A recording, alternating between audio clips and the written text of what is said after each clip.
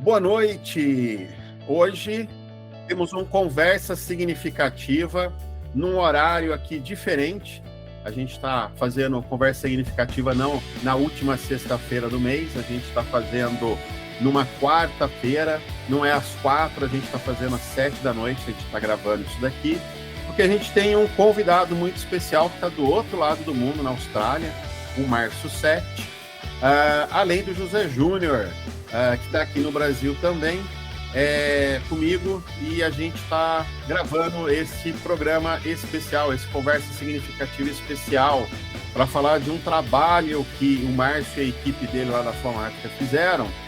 E vai ser um prazer, vai ser muito bacana poder bater esse papo. Eu acho que é um assunto muito relevante que chegou na hora certa. Antes da gente começar esse papo, deixa eu dizer que isso aqui está sendo gravado, a gente vai fazer um sorteio no fim, então o sorteio vale aqui para quem está no ao vivo, e se você quiser da próxima vez estar participando do ao vivo, é só olhar ali nas redes sociais, seguir a gente ali, que você vai ser informado de tudo que vai acontecer e vai poder participar. O bacana de poder participar aqui ao vivo é levantar a mão, poder fazer pergunta, poder interagir. Hoje nós temos aqui duas referências, uma internacional e a outra também, né? Que é o Márcio Sete e o Zé. Ambos são pessoas e que têm feito trabalhos fantásticos, não só no Brasil, mas fora, Europa, o Márcio lá do outro lado do mundo, na Austrália. Então vai ser bacana bater um papo com eles. Deixa eu falar de dois apoios que a gente tem, dois apoios que nos ajudam muito a fazer com que essas conversas aconteçam. Rapidinho, e aí a gente já vai falar desse relatório aqui. O primeiro apoio é do Software Zen. Se você ainda não ouviu falar do Software Zen, acessa lá softwarezen.me. É uma plataforma. A ideia do Conversas Significativas vem muito de lá, porque a ideia do Alisson, que é o fundador do Software Zen, é criar um lugar onde você possa ter essas conversas significativas, né? Conversas com pessoas que estão no mercado, pessoas que estão no dia a dia fazendo a coisa efetivamente acontecer. Essas pessoas estão lá dentro da plataforma do Software Zen, com diversos cursos em diferentes frentes, né? Tem curso lá mais hard skill, mais soft skill, mas são todos cursos onde as pessoas estão trazendo o seu dia a dia ali. Então, você vai aprender com mão na massa ali, você vai aprender ali com pessoas que estão realmente fazendo aquilo no mercado, né? Então, é um lugar que, no mínimo, vale a pena você correr, dar uma olhada lá, tem bastante assunto. Tem, inclusive, um workshop do Márcio Sete lá, que a gente gravou, falando ali de como é que você pode usar métricas para trabalhar alguma das cadências do Kanban. Tem curso do Rafael Albino, e, de primeira mão, isso não foi falado ainda, no final do mês, nós estamos gravando aqui em maio de 2023, no final desse mês a gente vai ter um workshop com o Rafael Albino, lá do Nubank, que escreveu livro sobre métricas, muito conhecido aí no Brasil por conta desse trabalho que ele faz com métricas, e o Celso Martins, da Thaler, que é muito conhecido também lá pelo Fluxo Unificado. Ele também tem lá na plataforma de softwares um curso sobre fluxo unificado. No final do mês, nós vamos ter um workshop com essas duas feras, um workshop com foco em... Nossa, eu estou com a palavra em inglês e fugiu a palavra em português. Me ajuda aqui, Celso. Previsibilidade, achei. Lembrei o nome aqui, previsibilidade. A gente vai ter um curso sobre previsibilidade, eles vão falar sobre Monte Carlo, como é que usa, como é que não usa, o que a gente precisa evitar, o que a gente precisa fazer, e vai ser um curso muito hands-on, assim, muito mão na massa, ir lá, aprender a sair de lá pronto para poder aplicar tudo isso. O Márcio vai falar, vai trazer também aqui sobre previsibilidade, ele também tem, dentro da ferramenta da Flomática, também tem sobre Monte Carlo. Então, a ideia hoje aqui é a gente explorar um pouquinho disso. Se você gostar e quiser entender um pouquinho mais a fundo, tem o nosso workshop lá no Software Zen. E temos, finalmente, apoio da InoveFlow. A ideia da InoveFlow é ajudar as empresas a crescerem, a entregar os resultados que elas precisam. O foco da InoveFlow está em Business Agility.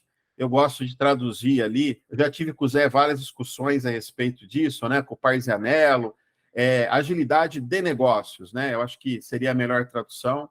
E aí, se eu troco agilidade por adaptação, eu posso entender que o Business Agility ali é como as empresas podem se adaptar para poder atender as necessidades dos clientes no mercado em tempo hábil ali e alcançar os resultados que elas podem e que elas precisam. E o foco da InnovaFlow é ajudar as empresas a conquistar este lugar. Muito bem, vamos lá. Zé, Márcio, boa noite. Muito, muito obrigado por vocês estarem aqui. Eu queria, junto com vocês, agradecer algumas pessoas que nos ajudaram a fazer esse evento acontecer. Eu queria agradecer o Alisson Fernandes, do Caipira Ágil, ele está aqui com a gente, que ajudou na divulgação do evento, cedeu o convite para a gente poder sortear aqui. Depois ele vai falar no final, ali antes do sorteio, um pouquinho sobre o Caipira Ágil, que acontece no dia 20, na Unicamp, aqui em Campinas, um evento que eu acho que é o evento que tem o melhor custo-benefício aqui no Brasil, é o Caipira Ágil. Agradecer o Alisson Vale, que está sempre apoiando a gente aqui no Conversa Significativa e que ajudou a divulgar esse evento. Ibson, do Pipoca Ágil, que também fez um post maravilhoso hoje. Obrigado, Ibson. E é o Caco, que está lá com o filho dele no Karatê, mas hoje também fez um post muito legal ali, falando e recomendando o evento. Então, agradecer esse pessoal que acredita, né, nessa filosofia da mudança, que a gente pode colaborar, que tem espaço para todo mundo e que gosta de trabalhar dessa forma. Então, muito obrigado a vocês, em nome de nós três aqui. Acho que é isso, né? Vamos lá, vamos falar desse relatório aí, Márcio? Vamos lá, Zé, vamos bater um papo neste lugar. E aí, para isso, eu queria compartilhar minha tela aqui, ó. Pessoal, eu tenho que compartilhar o relatório que o Márcio e a equipe dele criaram.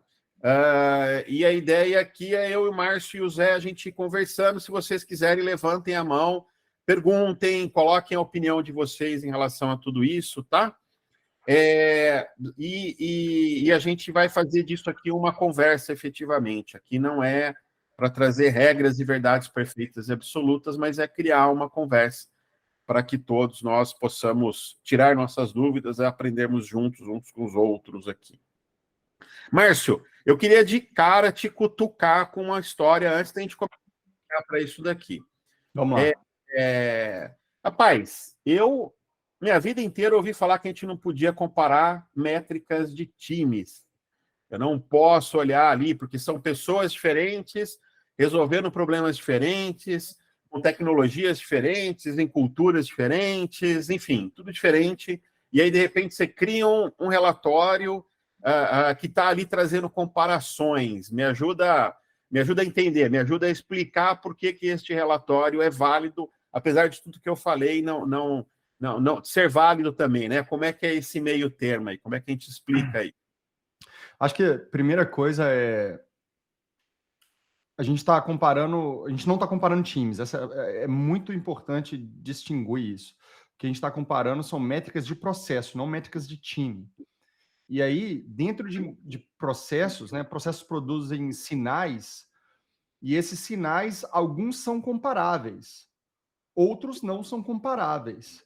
Por exemplo, vamos supor, se a gente estivesse olhando, se a gente estiver comparando carro, por exemplo, né? Qual carro é melhor, né? Um sedã, uma SUV, né? Não tem jeito de comparar isso, porque isso é contextual, né? Mas se eu for comparar, por exemplo, qual que é a capacidade de carga desse carro, qual que é o volume do porta-mala, por exemplo, eu posso comparar, porque isso são dados comparáveis. Então, né, as métricas que a gente está trazendo aqui também elas seguem esse modelo. Eu não posso comparar, por exemplo, eu não estou trazendo qual que é o throughput médio de um time, por exemplo, né, ou de um processo, porque o delivery rate, né, não seria algo comparável, porque ele é contextual. Mas coisas que a gente está olhando, por exemplo, o quanto de tempo de fila existem em processos, então isso é comparável. Por exemplo, se eu tenho um processo que tem, sei lá, 60% de tempo de fila, o Leandro tem um processo que tem 40% de tempo de fila, né? O meu processo é contextual para mim, o seu processo é contextual para você. Mas eu posso dizer que o seu processo tem menos atraso, o seu processo tem menos fila, tempo de fila. Então, essas coisas, algumas dessas métricas, não são muitas, a gente está comparando 5 coisas, elas servem de referência, porque à medida que os times, as organizações, elas embarcam na jornada de melhoria contínua e elas começam a tomar consciência de fluxo, a melhorar a gestão de fluxo, e elas começam a ver redução. Puxa, olha, meu lead time começou a melhorar, reduzir 10%, 20%, 30%, 40%, 50%, 70%. Eu dupliquei, tripliquei minha entrega de valor, eu aumentei minha previsibilidade. Isso é uma droga sensacional. E aí elas começam a se perguntar o que mais é possível, né? Como que é o sucesso, né? What success look like? O que eu posso esperar? O que eu posso almejar? O que eu posso buscar? E aí elas começam a se comparar. Como será que outros pares na indústria estão performando, né? E para eles terem uma medida de comparação. Então, eu acho que existem coisas que são comparáveis entre contextos, coisas que não são comparáveis entre contextos. Então, o que é importante é prestar atenção nessa distinção, né, e usar o que é comparável como um benchmark, como inspiração, né? Faz sentido, Leandro? Zé? Faz. Eu gosto muito dessa coisa que você traz nesse lugar, que é, se eu estou olhando ali o nível de expectativa de entrega ali, né? Então, eu tenho uma expectativa que algo seja atendido em X tempo. Isso aí já está dentro de um contexto, né? Quantos por cento eu estou entregando dentro desse prazo que eu acredito ser o ideal? E aí, isso aí você consegue comparar entre dois times, porque o outro time também tem o contexto dele, quantos por cento ele está entregando dentro daquele prazo, quanto que ele não está. Então, você respeita um pouco o contexto de cada um nesse lugar. Exatamente. Né? O que você acabou de dizer sobre o que a gente está chamando de nível de adequação, né, o fitness level. Uhum. Isso é um exemplo maravilhoso, porque imagina, o Zé tem um processo que atende tipos de demanda diferentes, o Zé atende treinamento, consultoria, não sei, um exemplo, ele atende vários tipos de demanda diferentes, e dentro dos tipos de demanda do processo do Zé, ele vai ter expectativas de nível de serviço. O Leandro tem outro processo que atende outros tipos de demanda, cada demanda com a sua própria expectativa de nível de serviço, e eu também. Então, tudo é contextual, certo? Agora, se dentro do meu contexto, respeitando o meu contexto, eu respeito essas expectativas 60% do tempo, o Leandro respeita 70% do tempo e o Zé respeita 80% do tempo, dado que a expectativa é contextual, a gente pode afirmar que o Zé tem, né, dentro do contexto dele, tem uma adequação, né, para aquele propósito maior que os outros processos, porque o que se é esperado é contextual. Então, esse é um exemplo excelente. Muito bom. Quer completar alguma coisa, Zé? Como completar alguma coisa com pessoas falando tudo assim, muito... Não, acho que está perfeito. Muito bom. Eu acho que... Perfeito. Não vou completar, não, porque senão eu vou ser repetitivo. Acho que dá para a gente seguir aqui. Seguir daqui. Maravilha. Segunda pergunta, antes da gente começar a olhar o relatório aqui, só para as pessoas entenderem do que a gente está falando. Da onde veio essa informação, Márcio? Assim, da onde vocês tiraram esses números? Que números são esses? Explica para a gente aí por que eu posso acreditar nesses números. Qual é a fonte desses números? Os números, eles vêm da plataforma Flomática, né? Se você quiser saber mais, flomática.com, que é a plataforma, né, que eu trabalho, que a gente está ajudando a construir.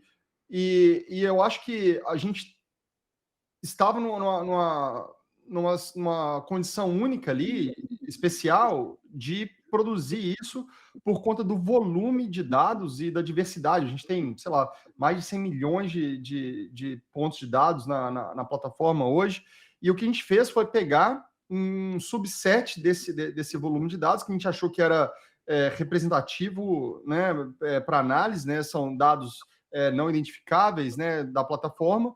Então, a gente pegou um universo ali de 214 processos diferentes, value streams diferentes, entre 13 indústrias, setores diferentes, em 4 continentes. Então, a gente tem, nessa análise, a gente tem mais de 130 mil data points, pontos de dados, que eu acho que formou uma análise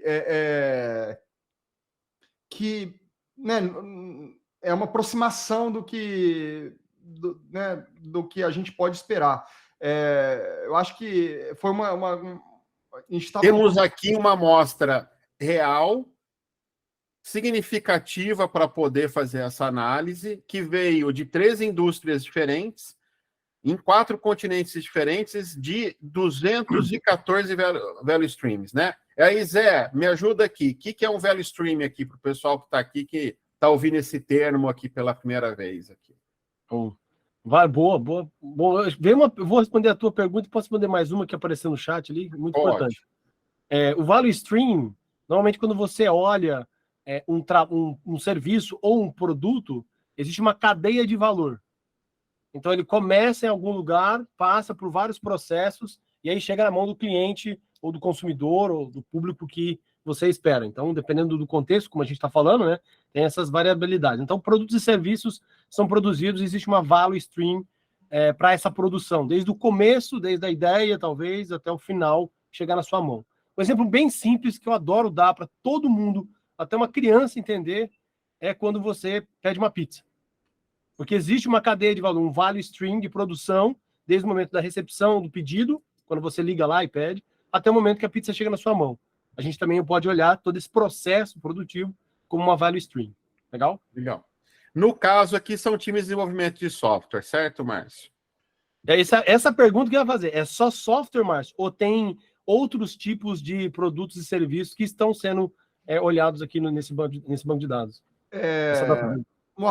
Eu diria, ao invés de dizer que era só software, eu diria que é predominantemente IT, né? TI, porque você vai ter tem processos ali que são referentes a suporte, produção de software, manutenção de software, enfim, são coisas relacionadas ao trabalho do conhecimento, mais especificamente relacionado com tecnologia.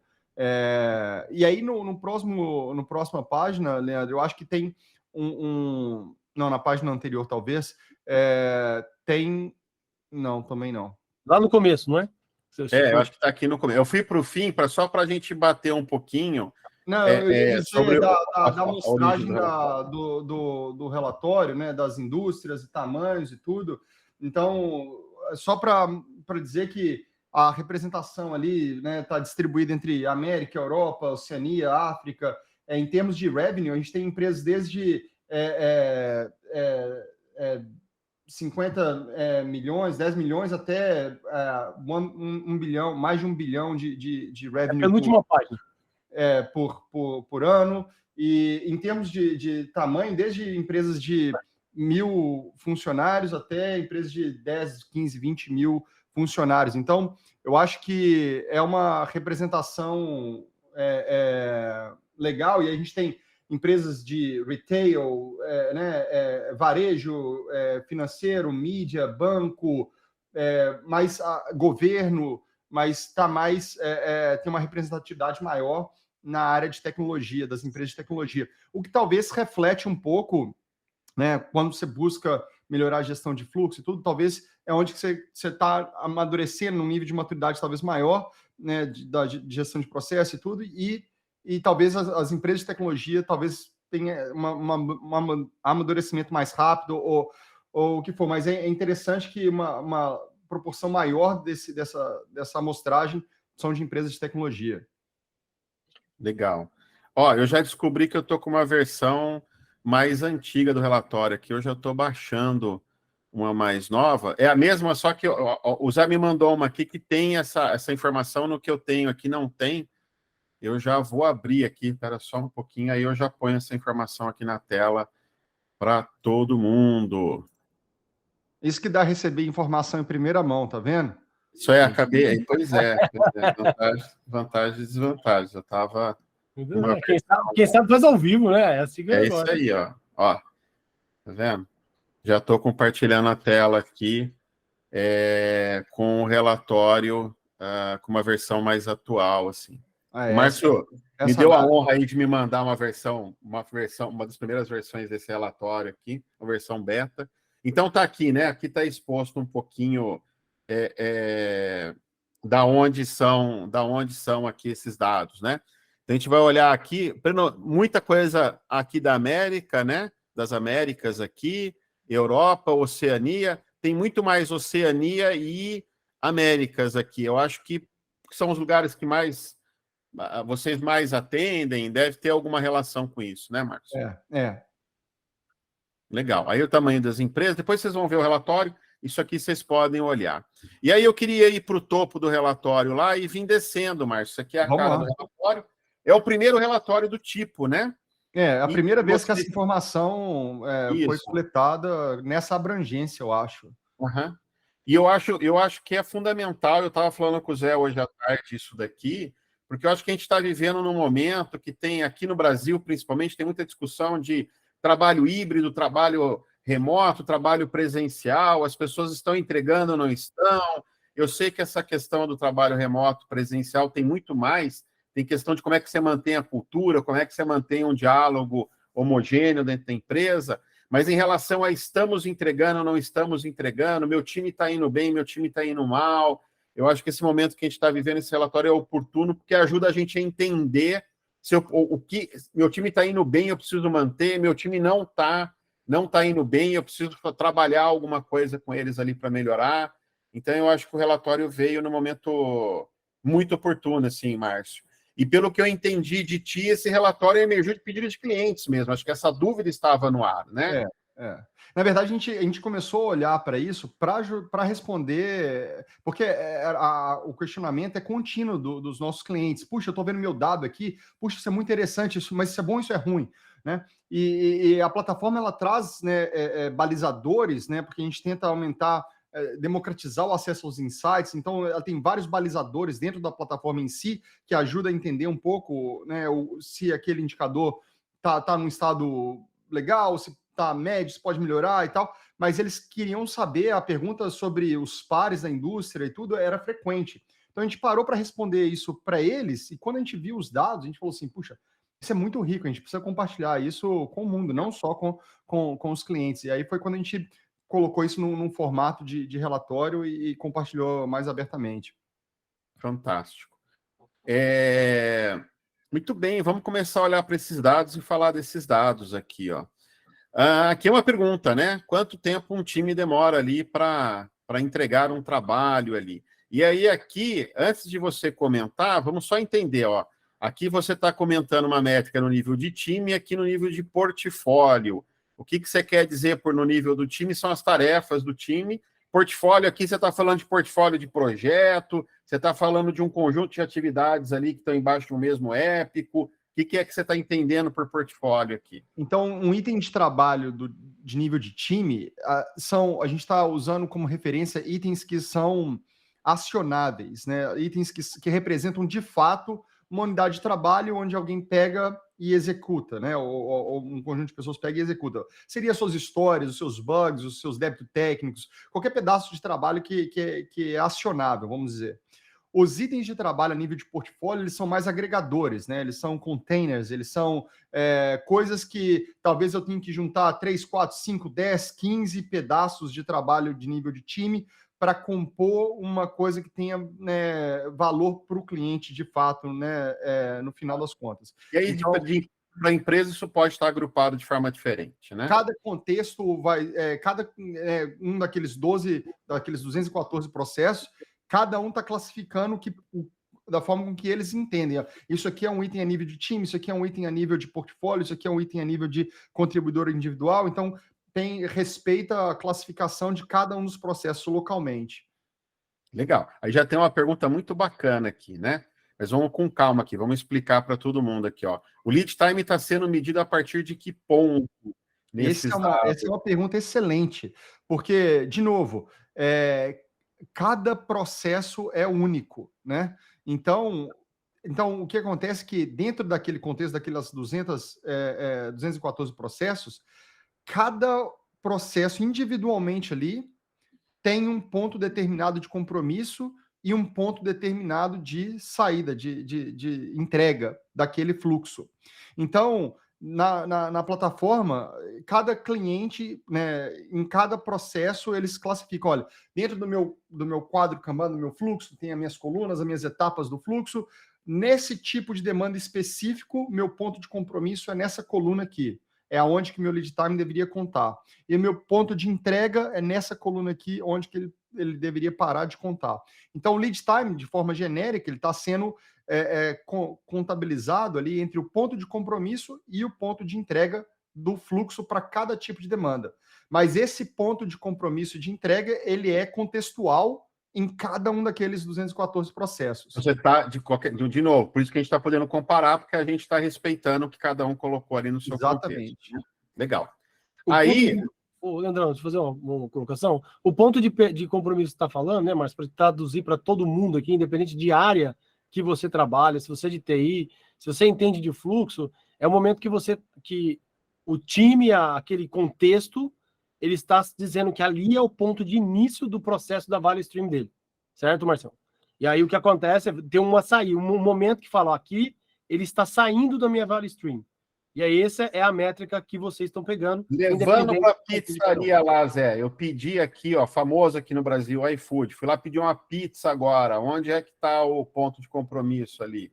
A sua pergunta é maravilhosa, por quê? Porque é exatamente o que a gente está falando. Se for na pizzaria que você ligou, o ponto de compromisso, normalmente numa pizzaria, é quando o atendente do telefone fala, olha, peguei o seu pedido, pode ficar tranquilo, vamos entregar para você. Ali é o ponto que a pizzaria está se comprometendo. No iFood, é um pouquinho diferente, porque você abre o aplicativo, escolhe o seu produto, né? O restaurante, escolhe o produto, e aí você fica aguardando a confirmação do restaurante. Não, quando você pede, ainda o ponto de compromisso, de comprometimento, não aconteceu. O aplicativo fica aguardando o restaurante dar o ok. Quando o restaurante dá o ok no sistema, aparece para você pedido confirmado. Aquele momento do pedido confirmado, aí sim começa o lead time. Legal. A gente tem gente de Portugal aqui, me parece que o iFood está por aí também. Vocês tinham um outro app que era famoso, é um app de delivery, que tem vários restaurantes. Uber Eats é o... Isso. Eu acho que, eu acho que é importante a gente explorar isso um pouco mais, e eu acho que é o objetivo disso aqui, para a gente conseguir destrinchar e descer e popularizar. Quando a gente está falando de lead time, existem dois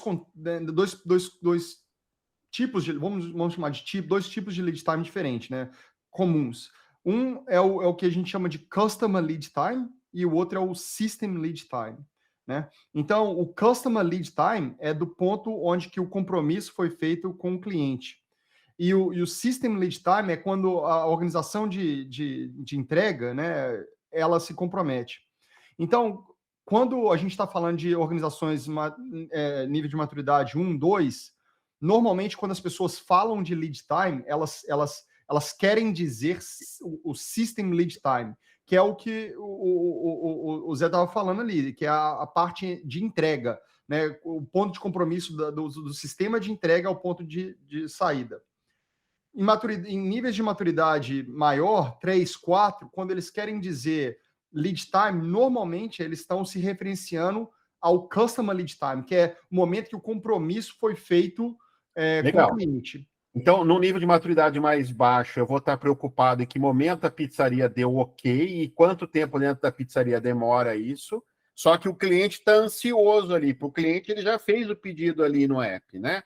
Então, no nível de maturidade maior, eu vou estar preocupado também com o tempo que o restaurante demora a responder ali, porque eu estou olhando para esse período maior, que é do momento que ele resolveu abrir o app e pedir até a hora que a pizza chegou para ele, assim. Tem um nível a mais de preocupação ali. Exatamente. Né? E o que acontece é que em organizações, em processos de maturidade mais baixa, existe muita ambiguidade, né? É muito comum que o negócio né, se comprometa com clientes antes que a organização de entrega se comprometa. Então, existe essa ambiguidade e à medida que elas começam a amadurecer, essas coisas começam a se tornar uma só. Outra coisa que é interessante sobre esse ponto é que quando a gente está olhando Customer Lead Time, isso se torna um critério de seleção, né? Um critério de adequação daquele sistema, né?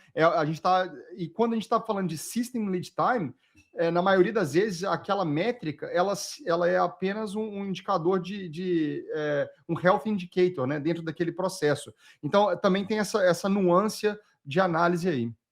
Colocar um ponto aqui. Ô, Leandro, já que a conversa é significativa, pergunta: o quanto eu posso polemizar aqui? Vai avisando aí, senão eu trago. Rapaz, diga, fique à vontade. Aqui a ideia é ter uma conversa que as pessoas saiam daqui, né, que seja significativa para as pessoas, né?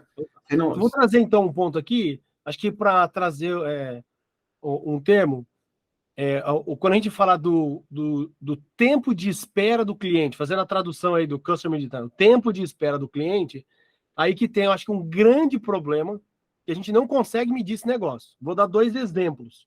Um deles até a gente consegue, do exemplo aqui, mas um deles a gente não consegue direito. Um deles é, quem já viu um vendedor que vai numa empresa e tira o pedido? Então, saindo aqui da área de TI, vamos pensar numa Value Stream, tá? Alguém vai lá e faz o pedido. Normalmente o vendedor, ele tira o pedido. Quando ele tira o pedido, na loja, fisicamente, depois ele vai, sei lá, passar via fax, via e-mail, via Telegram, sei lá qual sistema, certo? Ele está lá fisicamente tirando o pedido. Para o cliente, da maioria das vezes, o lead time começou, certo? O tempo de espera para o cliente começou. Então, você que está ouvindo a gente aqui, que está com a gente, quando você pede alguma coisa, por exemplo, lá no restaurante, quando o garçom pegou o teu pedido, para você o tempo tá correndo. Não é assim? A gente está na mesa lá, esperando lá a batata frita, a comida, o tempo está correndo. Só que até o garçom chegar lá dentro e passar para a cozinha, no caso aqui, ou para alguém que é responsável que vai coletar isso, para a cozinha eles nem estão sabendo do teu pedido. Eles nem sabem que existe o pedido, mas o tempo já está correndo. Então, esse que a gente está falando. Qual é o tempo que o cliente espera? Porque para a cozinha, aí o System Lead Time que o Márcio está trazendo é o tempo, eu gosto de chamar, para simplificar para todo mundo, é o tempo do time, da área, da equipe. Da cozinha lá, pegar o papelzinho lá e fazer... E aí eu vou medir do tempo quando a cozinha recebeu o papel até a hora que a cozinha entregou para o garçom. É um tempo de uma parte do processo. Legal? Show. E aí, Márcio, você está me dizendo aqui, então, pelos seus números, dados que vocês levantaram, que 50% é entregue em até, que nós estamos falando do percentil 50 aqui, certo? Em até 6 dias. Então, pode demorar 1, 2, 3, 4, mas metade desse trabalho que entra lá, ele é entregue em até 6 dias. A outra metade é mais de 6 dias, e aí pode ir bem para frente. Aí, 85% é entregue em até 37 dias, correto? Tem uma variação gigante de 50, né? Então, de 100 tarefas, 50 são entregues em até 6 dias, e dessas 100, né, do 50 em diante ali, até 85 são entregues em até 37 dias. É essa a leitura, correto? Essa leitura, isso. E a gente tem uma variação grande aqui. Essa variação é maior quando eu começo a olhar para portfólio aqui, né? Exatamente. Quer dizer, eu vou olhar para portfólio, então eu tenho 50% ali das entregas de 0 a 100 tarefas que de portfólio tem para fazer ali, atividades do meu portfólio, 50% são entregues em até 76 dias. E até 85% são 300 dias. Isso é quase um ano. E aí, se eu vou olhar isso aqui, ó, Zé, me ajuda aqui, ó. Um olhar de negócio aqui, ó. Aqui para o negócio é horrível, né? Você está dizendo que 300 dias é quase um ano para entregar algo que vai gerar valor ali para a empresa, e que se é algo novo, algo que a empresa está testando, algo que a empresa precisa de feedback ainda, os clientes olharem, ver se faz sentido ou não para eles. Só vai ter um ciclo de aprendizado no ano. Isso. Então, isso é bom. Esse dado do dia que a gente está olhando, o que o Leandro está colocando é muito, muito interessante. Se levar 300 dias, como o Márcio, você explicou, né, Marcelo? Tem um container, né? Algo grande que juntou vários pedaços, quer dizer, várias atividades que os times produziram, e esse item grande, que normalmente na tecnologia é chamado de iniciativa ou de Épico, certo? É o nome mais comum. Exatamente, Vocês podem encontrar outros nomes. Eles estão levando, na sua maioria das vezes, até 300 dias. Com 85% de confiança, exatamente. Isso. Aí a pergunta que eu queria fazer, para a gente poder aprofundar, para o negócio, para o business, 300 dias para entregar algo que vai dar valor para o cliente e, consequentemente, esse valor entregue vai gerar receita para a companhia, certo? Levou 300 dias. Porra, a empresa tem que ter um caixa bem grande para poder esperar esse dinheiro se retornar. A pergunta que eu faço aqui é como todos esses dados estão vindo da Flomática, certo? Da ferramenta que vocês têm. E eu sei que a ferramenta lá, ela tem... Você, como é que fala? Normaliza a terminologia de cada contexto. Eu chamo de épico, a empresa do Leandro chama de iniciativa, a empresa do Bruno aqui chama de bolinha quadrada. Então, a gente vai lá normalizar para entender o que seria esse grande item, e aí sim você calculou os dados sobre esse grande item, certo? Legal. O Roberto fez uma pergunta aqui, ó, quase um ano, mas não é... Será que a gente não está falando de um programa, de um projeto grande, muito segmentado? Mas se a gente está falando de resultado, de algo novo que eu preciso testar, eu preciso de feedback, eu estou num lugar onde eu preciso aprender, esse um ano é muito caixa, né?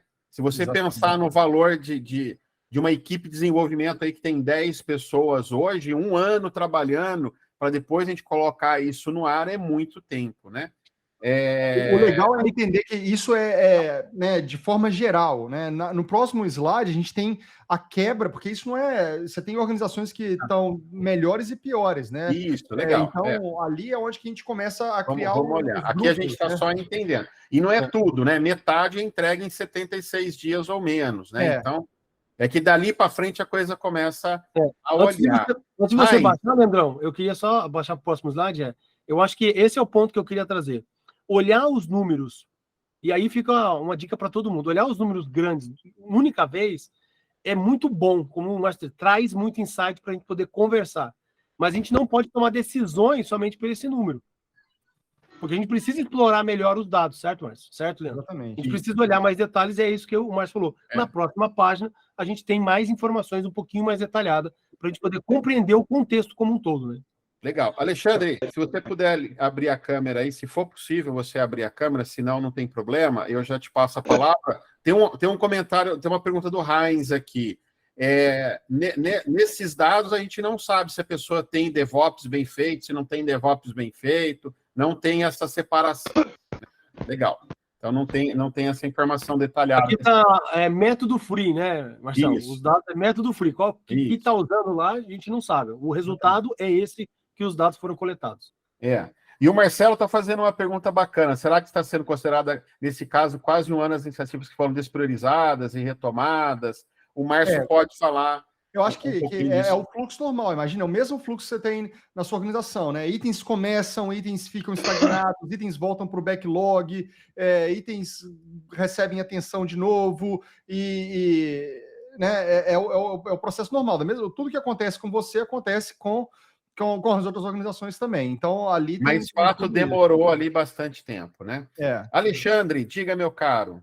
Obrigado, inclusive. Você foi o primeiro. Depois do primeiro, o pessoal perde a vergonha, aí começa a levantar a mão e aparecer. Então, obrigado aí ter sido o primeiro. Legal, bacana. Pegando o gancho no que falaram foi o Zé falou, né? A questão do iFood, eu ligo direto para a pizzaria ou ligo direto ou faço pedido via iFood.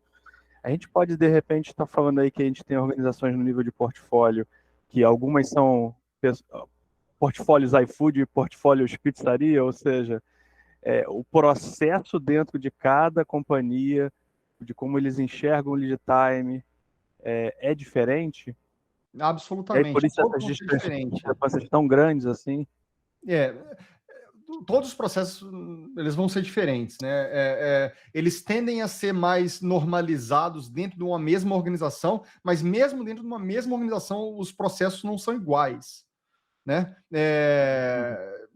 Então, você pega uma organização maior, você vai ter times performando maravilhosamente, processos performando maravilhosamente bem, processos com atraso, com delay, com bloqueios constantes, enfim. Então, eles tendem a ser mais normalizados dentro da mesma organização, mas independente disso, eles são todos diferentes. E cada um vai ter uma realidade. Talvez eles vão ter, by design, mais tempo de fila, né? Eles vão ter mais dependências, eles vão ter mais bloqueios, dependendo de como eles estão gerenciando o fluxo, como eles estão gerenciando o IP, as políticas de transação entre os estágios.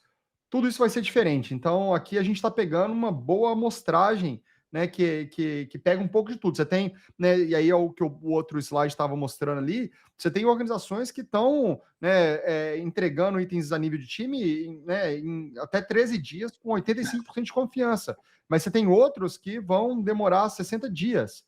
Né? Então, uma reflexão ali, imagina, se você está naquele time, né, com uma performance elite, você está entregando a cada 2 semanas, basicamente, o que te dá aí 25, 26 ciclos de aprendizado dentro de um ano. Agora, se você está no outro grupo de baixa performance, talvez você vai ter 5, 6 ciclos de aprendizado num ano. Então, olha como que é diferente isso. E aí, Zé, comenta para mim, cara, qual é a diferença para o negócio desse papo de ciclo de aprendizado que o Márcio está trazendo para mim aqui? O que significa isso para o negócio? Cara, o que acontece é que quando o business, falando de business, né, ele não faz ciclos de aprendizados, ou ele faz menos ciclos de momentos que ele para fazer reflexão do que está acontecendo e aplicar melhorias para o seu value stream, para o seu processo, ele vai perdendo a agilidade, a adaptabilidade de se adequar ao mercado que está existindo. Porque o mercado hoje está tão volátil, tão rápido, as coisas estão mudando, que quanto mais ciclos, como o Márcio está falando, momentos que ele para refletir como está a value stream dele, né, o processo dele, e ele melhora isso para fazer as entregas mais rápidas e melhorando, ele tem mais chances de se adequar às mudanças que está acontecendo no mercado que ele está atuando. Um dos exemplos que a gente pode pegar maravilhoso, é a base de tudo, né? É a Toyota. Porque a Toyota, ela simplesmente, assim, hoje em dia a gente fala que é simplesmente, né? Mas ela teve a grande sacada lá, muitos anos atrás, de fazer o quê? Vai no value stream, na cadeia de valor que ela tem produtiva, e vamos observar o que a gente pode fazer a melhoria. Então, eles faziam esses momentos de melhoria rapidamente, às vezes até diariamente, fazendo com que toda essa cadeia de valor deles seja muito boa, muito robusta. Uma frase... Fala, Marcelo, pode falar, depois eu continuo. Não, só... Vai lá. Não, vou terminar. O que a gente tem que aprender, a gente não aprendeu ainda, que esse é o ponto que a gente está também discutindo aqui, no trabalho do conhecimento, que é isso, os dados são do trabalho do conhecimento. No trabalho do conhecimento, a gente não aprendeu a fazer isso bem feito, como hoje é feito na manufatura, pelo nosso contexto do trabalho do conhecimento. E aí, como o Márcio falou, quanto mais você que é gerente que está aqui, você que é líder de um time, você que está ouvindo a gente, CEO, sei lá, tem seu cargo aí de liderança, até você que está diretamente trabalhando, quanto mais momentos o business tem para rever o seu processo e fazer melhorias direto para que ele possa se adaptar ao que está acontecendo no mercado, melhor vai ser a empresa, porque ela vai passar muito mais fácil pelas epidemias da vida, né? As pandemias da vida. Legal. Estela, eu não sei se você comemorou que eu falei que a gente vai divulgar o relatório aqui no chat, ou se você pediu a palavra. Se você pediu a palavra, isso, então pode abrir aí, pergunte-nos.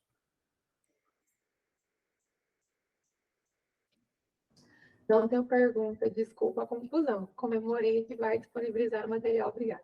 Muito bom. Ô, Leandrão, deixa eu fazer um comentário também. Eu acho que tem um detalhe aqui que a gente, infelizmente, quando a gente olha números assim, Márcio, me corrige se eu estiver errado, cara, sem problema nenhum, como sempre, né? Sempre muito aberto aqui.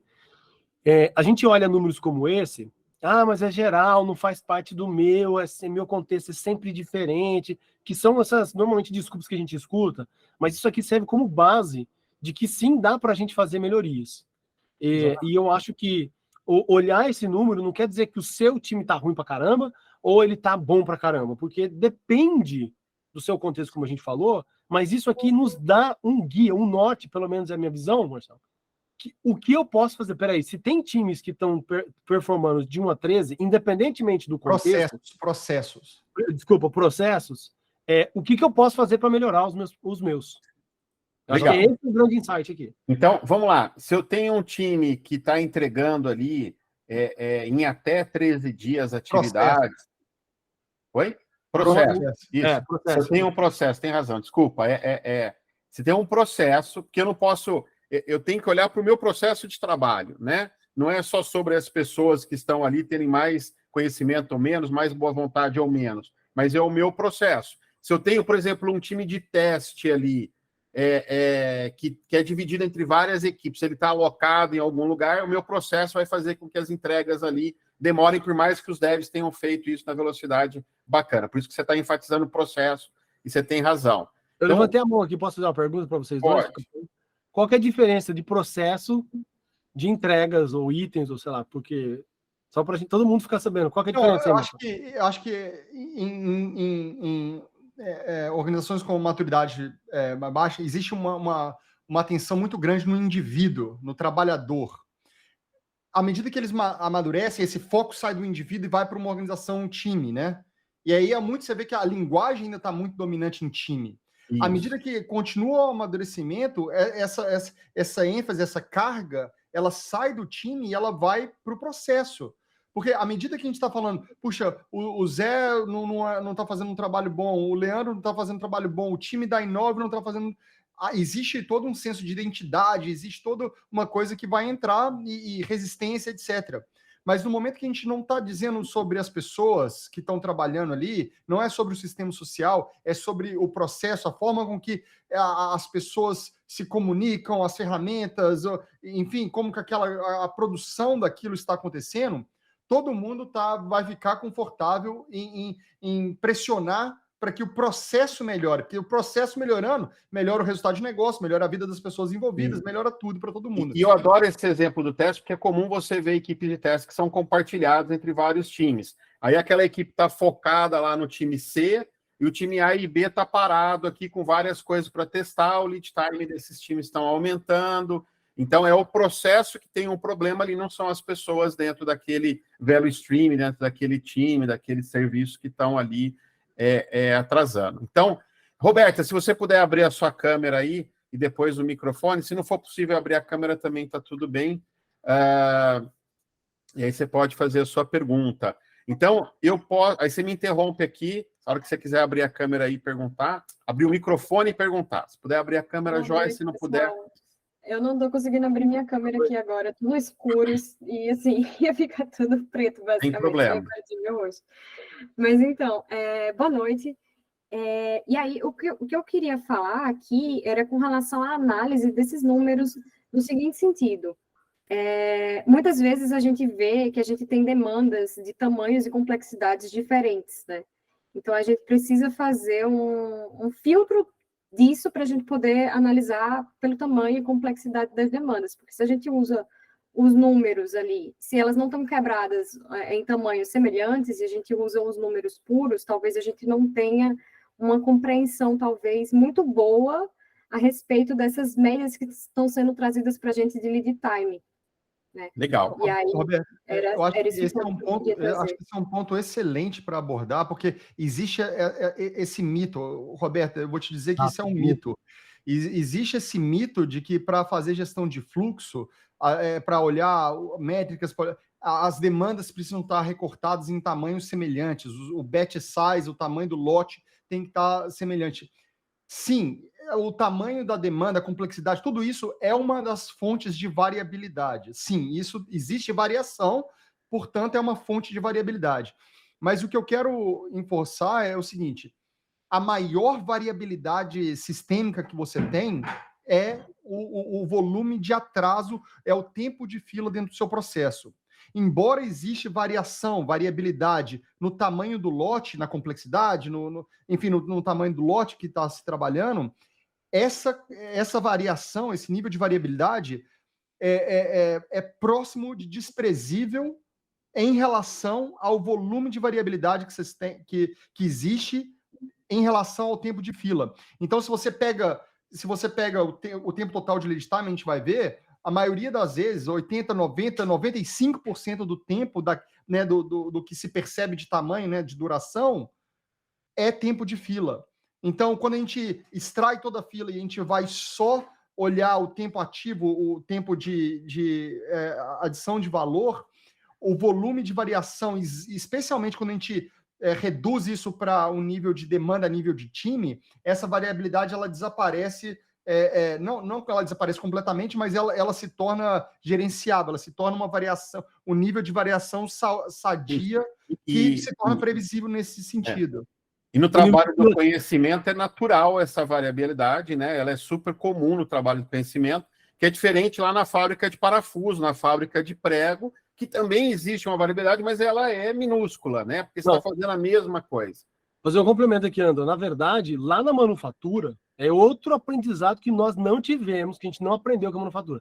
Na manufatura, com os anos, eles foram entendendo que entre uma máquina e a outra, existia um tempo de espera, que é a fila que o Márcio está falando, muito grande. Então eles falaram, peraí, não dá para ficar parado aqui a matéria-prima aguardando a fila. A gente tem que ajustar o fluxo para que quando, literalmente, uma máquina terminar, a outra, o mais rápido possível, ela começa a fazer. Se a gente fizer isso em todo o fluxo, isso aqui vai ficar muito rápido. O que o Márcio está falando, e vou deixar aqui mais simples ainda para todo mundo, o grande mal dos fluxos do trabalho do conhecimento não é o momento que a gente está trabalhando naquele item, como o Márcio falou, independentemente do tamanho que ele tem. É o momento que o item está parado num processo que é esperando alguém trabalhar. Que a gente vai chegar lá na eficiência de fluxo, né? É o tempo de espera ali, né? A gente mal olha isso aqui. Muito bom. Só para a gente seguir, porque o Márcio tem agenda cheia, o homem foi promovido esse ano a CEO, rapaz. Então, agora, a hora do homem já viu. Eu vou ter uma parada na sequência, porque eu estou gravando o Thursday Flow e a gente vai falar sobre lead time. E até vou botar o link aqui, talvez, quem tiver interesse em permanecer na conversa. Aproveitando no chat, eu tô pondo aqui, eu vou pôr para baixo aqui de novo, ó, vai ter sorteio do Caipira Ágil, ó. Então, o Zé vai estar aqui, o Márcio está do outro lado do mundo, não vai dar para ele vir, mas o Zé vai estar aqui, eu vou estar aqui, o Alisson vai estar aqui, tem um monte de gente que vai estar aqui. Você quer ganhar o seu ingresso, faz o cadastrinho ali, a gente vai sortear. Para a gente dar sequência aqui, de 1 a 13 dias para entregar, né? Se eu tenho o percentil 85 aqui, né, Márcio? Percentual ali embaixo, percentil 85, se até, assim, 85%, eu tenho 100 tarefas. Se eu olhar ali o tempo de entrega, se eu ordenar ali da tarefa que entregou mais rápida para que demorou mais para entregar, eu for na linha 85 ali, eu fizer um recorte, for de 13 dias, ou seja, eu estou entregando 85% de 1 a 13 dias, o Márcio adora falar que é 17 em 20, né, Márcio? Isso seria, né, 85 percentil seria até 13 dias on-time delivery, né, 6 a cada 7 vezes ou 17 a cada 20 vezes. Esse é o nível psicológico que você consegue lidar com variação e entender que aquele sistema é um sistema confiável. Legal. De 1 a 13, então meu time está, bacana. De 14 a 22, ele é high performance, né? Performance média de 23 a 56 e low performance, ou seja, performance baixa, 57 dias ou mais. Então, se eu estou nessa região aqui, é sinal de que eu estou caminhando bem, dado a pesquisa que você fez, né? Aqui ainda tem espaço para melhorar e aqui precisa tomar cuidado. Aprendi isso com o Heinz ali, né? Tem o Vale da Morte ali, o Lean fala disso, né? Que é aquele lugar que você acha que está tudo bem e aí você relaxa, né? Você respira e aí o processo começa a piorar. Aqui tem que ter ainda vigilância constante sempre, né? Legal. Para a gente seguir aqui, agora eu vou olhar o nível de serviço, Service Level Expectation. Aqui no Brasil é muito comum o pessoal falar do SLA, tudo é SLA aqui. Aí tem uma diferença do A para o E aqui, né? O A é um agreement, está acordado, está documentado, está assinado. Normalmente, né? Isso. O E é muito usado interno dentro da empresa, que é o expectation, né? O que eu espero que seja o tempo de atendimento daquele serviço. Então, qual é o tempo que eu acredito que é legal lá no call center de ser atendido? Aquela fila de espera até o atendente pegar o telefone. Qual é o tempo da pizza chegar que eu espero? Se você pegar ali o McDonald's, né? De vez em quando aparece lá no drive-thru. Cara, se o teu pedido não chegar em 10 minutos, você ganha o lanche de graça. Então, ali tem essa expectativa de nível de serviço. E aí, para cada time, eu vou ter uma expectativa de nível de serviço diferente. Eu vou ter ali um time que está fazendo um trabalho A, esse trabalho A tem uma expectativa que seja atendido alguma coisa ali em até 20 dias, e tem um time B que tem uma expectativa que seja atendida até 10 dias. O que você está comparando aqui é quantos por cento esse time entrega dentro desse tempo que é entendido como o tempo ideal de entrega. Correto, Márcio? Exatamente. Tá, então você está respeitando o contexto de cada um ali, e que é o exemplo que eu trouxe. Aí eu vou ter aqui, ó, time Elite, 79%, eu vou arredondar, tá, Márcio? 80% do tempo, esse cara entrega dentro do... 8 a cada 10 vezes ele vai entregar. E isso é um negócio muito interessante, que é para entender que mesmo em times de performance elite, não existe 100% no trabalho do conhecimento, certo? Então, o que a gente está dizendo ali, mesmo times de elite, né, de performance elite, eles vão entregar 8 a cada 10 vezes on time, mas 20%, né, 2 a cada 10 vezes, vai exceder, vai quebrar aquela expectativa, Legal. vai além daquela expectativa. Se eu olhar aqui, então eu estou falando que eu vou entregar 85% das tarefas em até 13 dias, tem aqueles outros 15 que está estourando os 13 dias, que é o que estoura o SLE aqui também que você está trazendo, né? Estamos na mesma página aqui. É isso. Legal. Aí times de alta performance, 67 de 78, né? De 67% a 78%. Tem uma variação aqui, né? Times médios, 53 a 63, a 66, e times ruins, 52% ou menos da expectativa, né? Não times, processos. Acho que hoje a gente vai reforçar isso, porque é uma mudança de taxonomia, de linguagem, que é um problema cultural, que a gente precisa enforçar e bater o martelo. A gente precisa desassociar isso de times e associar isso em processos. Se você olha ali processo de baixa performance com 50%, arredondando igual você fez, imagina, toda vez que você, como cliente ou stakeholder de um processo, você pede alguma coisa, você joga cara ou coroa, né? Se cai cara, você recebe on time. Se cai coroa, você não recebe, porque, né? Então, imagina o nível de expectativa, frustração, de frustração, né? É por isso que a gente vê muitos líderes e stakeholders e clientes extremamente frustrados, né? Então, eu te pedi 10 coisas, só 5 foram on time. Eu quero fazer uma provocação para quem está aqui, ó, para as pessoas que estão aqui. Coloca no chat para mim, sim ou não. Coloquem aí para mim, por favor. Quantos de vocês têm o SLE mapeado? Você tem um processo, tem claro para você e para todas as pessoas que trabalham nesse processo, para as lideranças, para os stakeholders, claro ali qual é o nível de serviço esperado ali. Explícito, né? Se tornou explícito, né? Isso. Ó, tá chovendo não aqui, Márcio. É uma reflexão, de novo, da jornada de amadurecimento desses processos. Isso aqui explica muita frustração e muita chateação que tem por aí, né? Obrigado, gente. Outra coisa que é legal entender aqui é o seguinte, quando a gente está falando porque a outra perspectiva é o volume de variabilidade dentro daquele sistema que a gente vai chegar lá.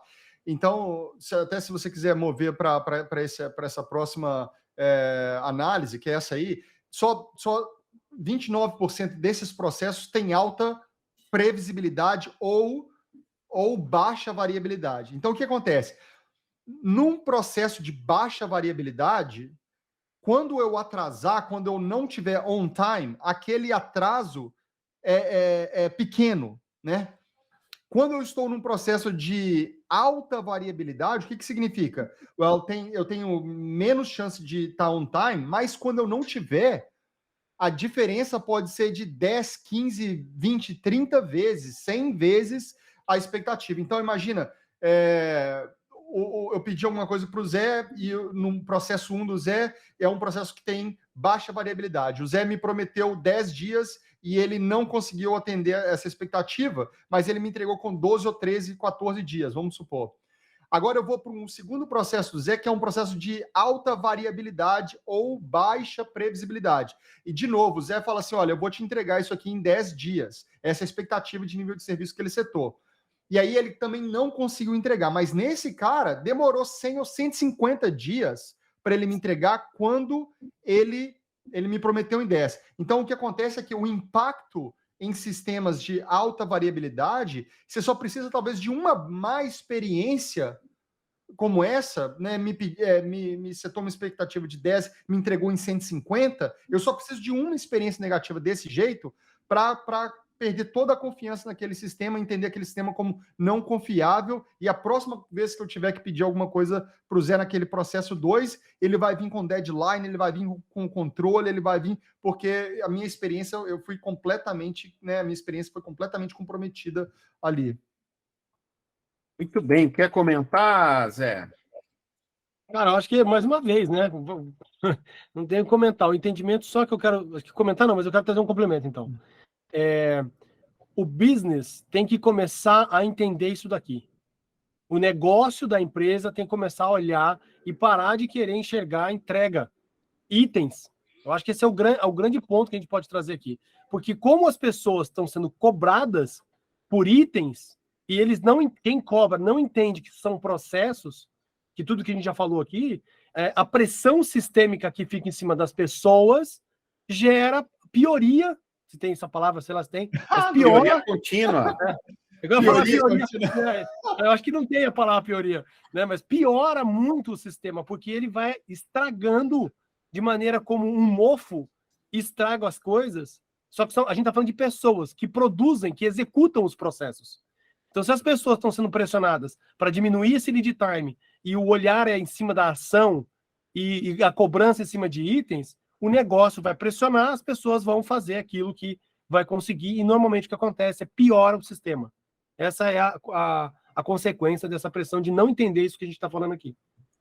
E outra coisa que é importante ali, que eu acho que... Primeiro que isso aqui é chocante, né? Então, 3 a cada 10 processos, eles têm baixa variabilidade, né? Isso é um número, eu acho que é legal de ver. Outra coisa é que, se você está nesse grupo de baixa variabilidade sistêmica ou de alta previsibilidade, que tem a ver com a cauda, né, do seu lead time, você tem 73% de chance de estar num grupo de performance alta ou elite. Então, se você focar, né, em cortar a cauda, né, e focar em fazer gestão de WIP, reduzir lote, e gerenciar fluxo e cortar a cauda, naturalmente a sua performance vai aumentar. Né? Você vai entregar em menos tempo, você vai entregar com mais qualidade, você vai ter mais ciclos de aprendizado, e aí se torna um ciclo virtuoso.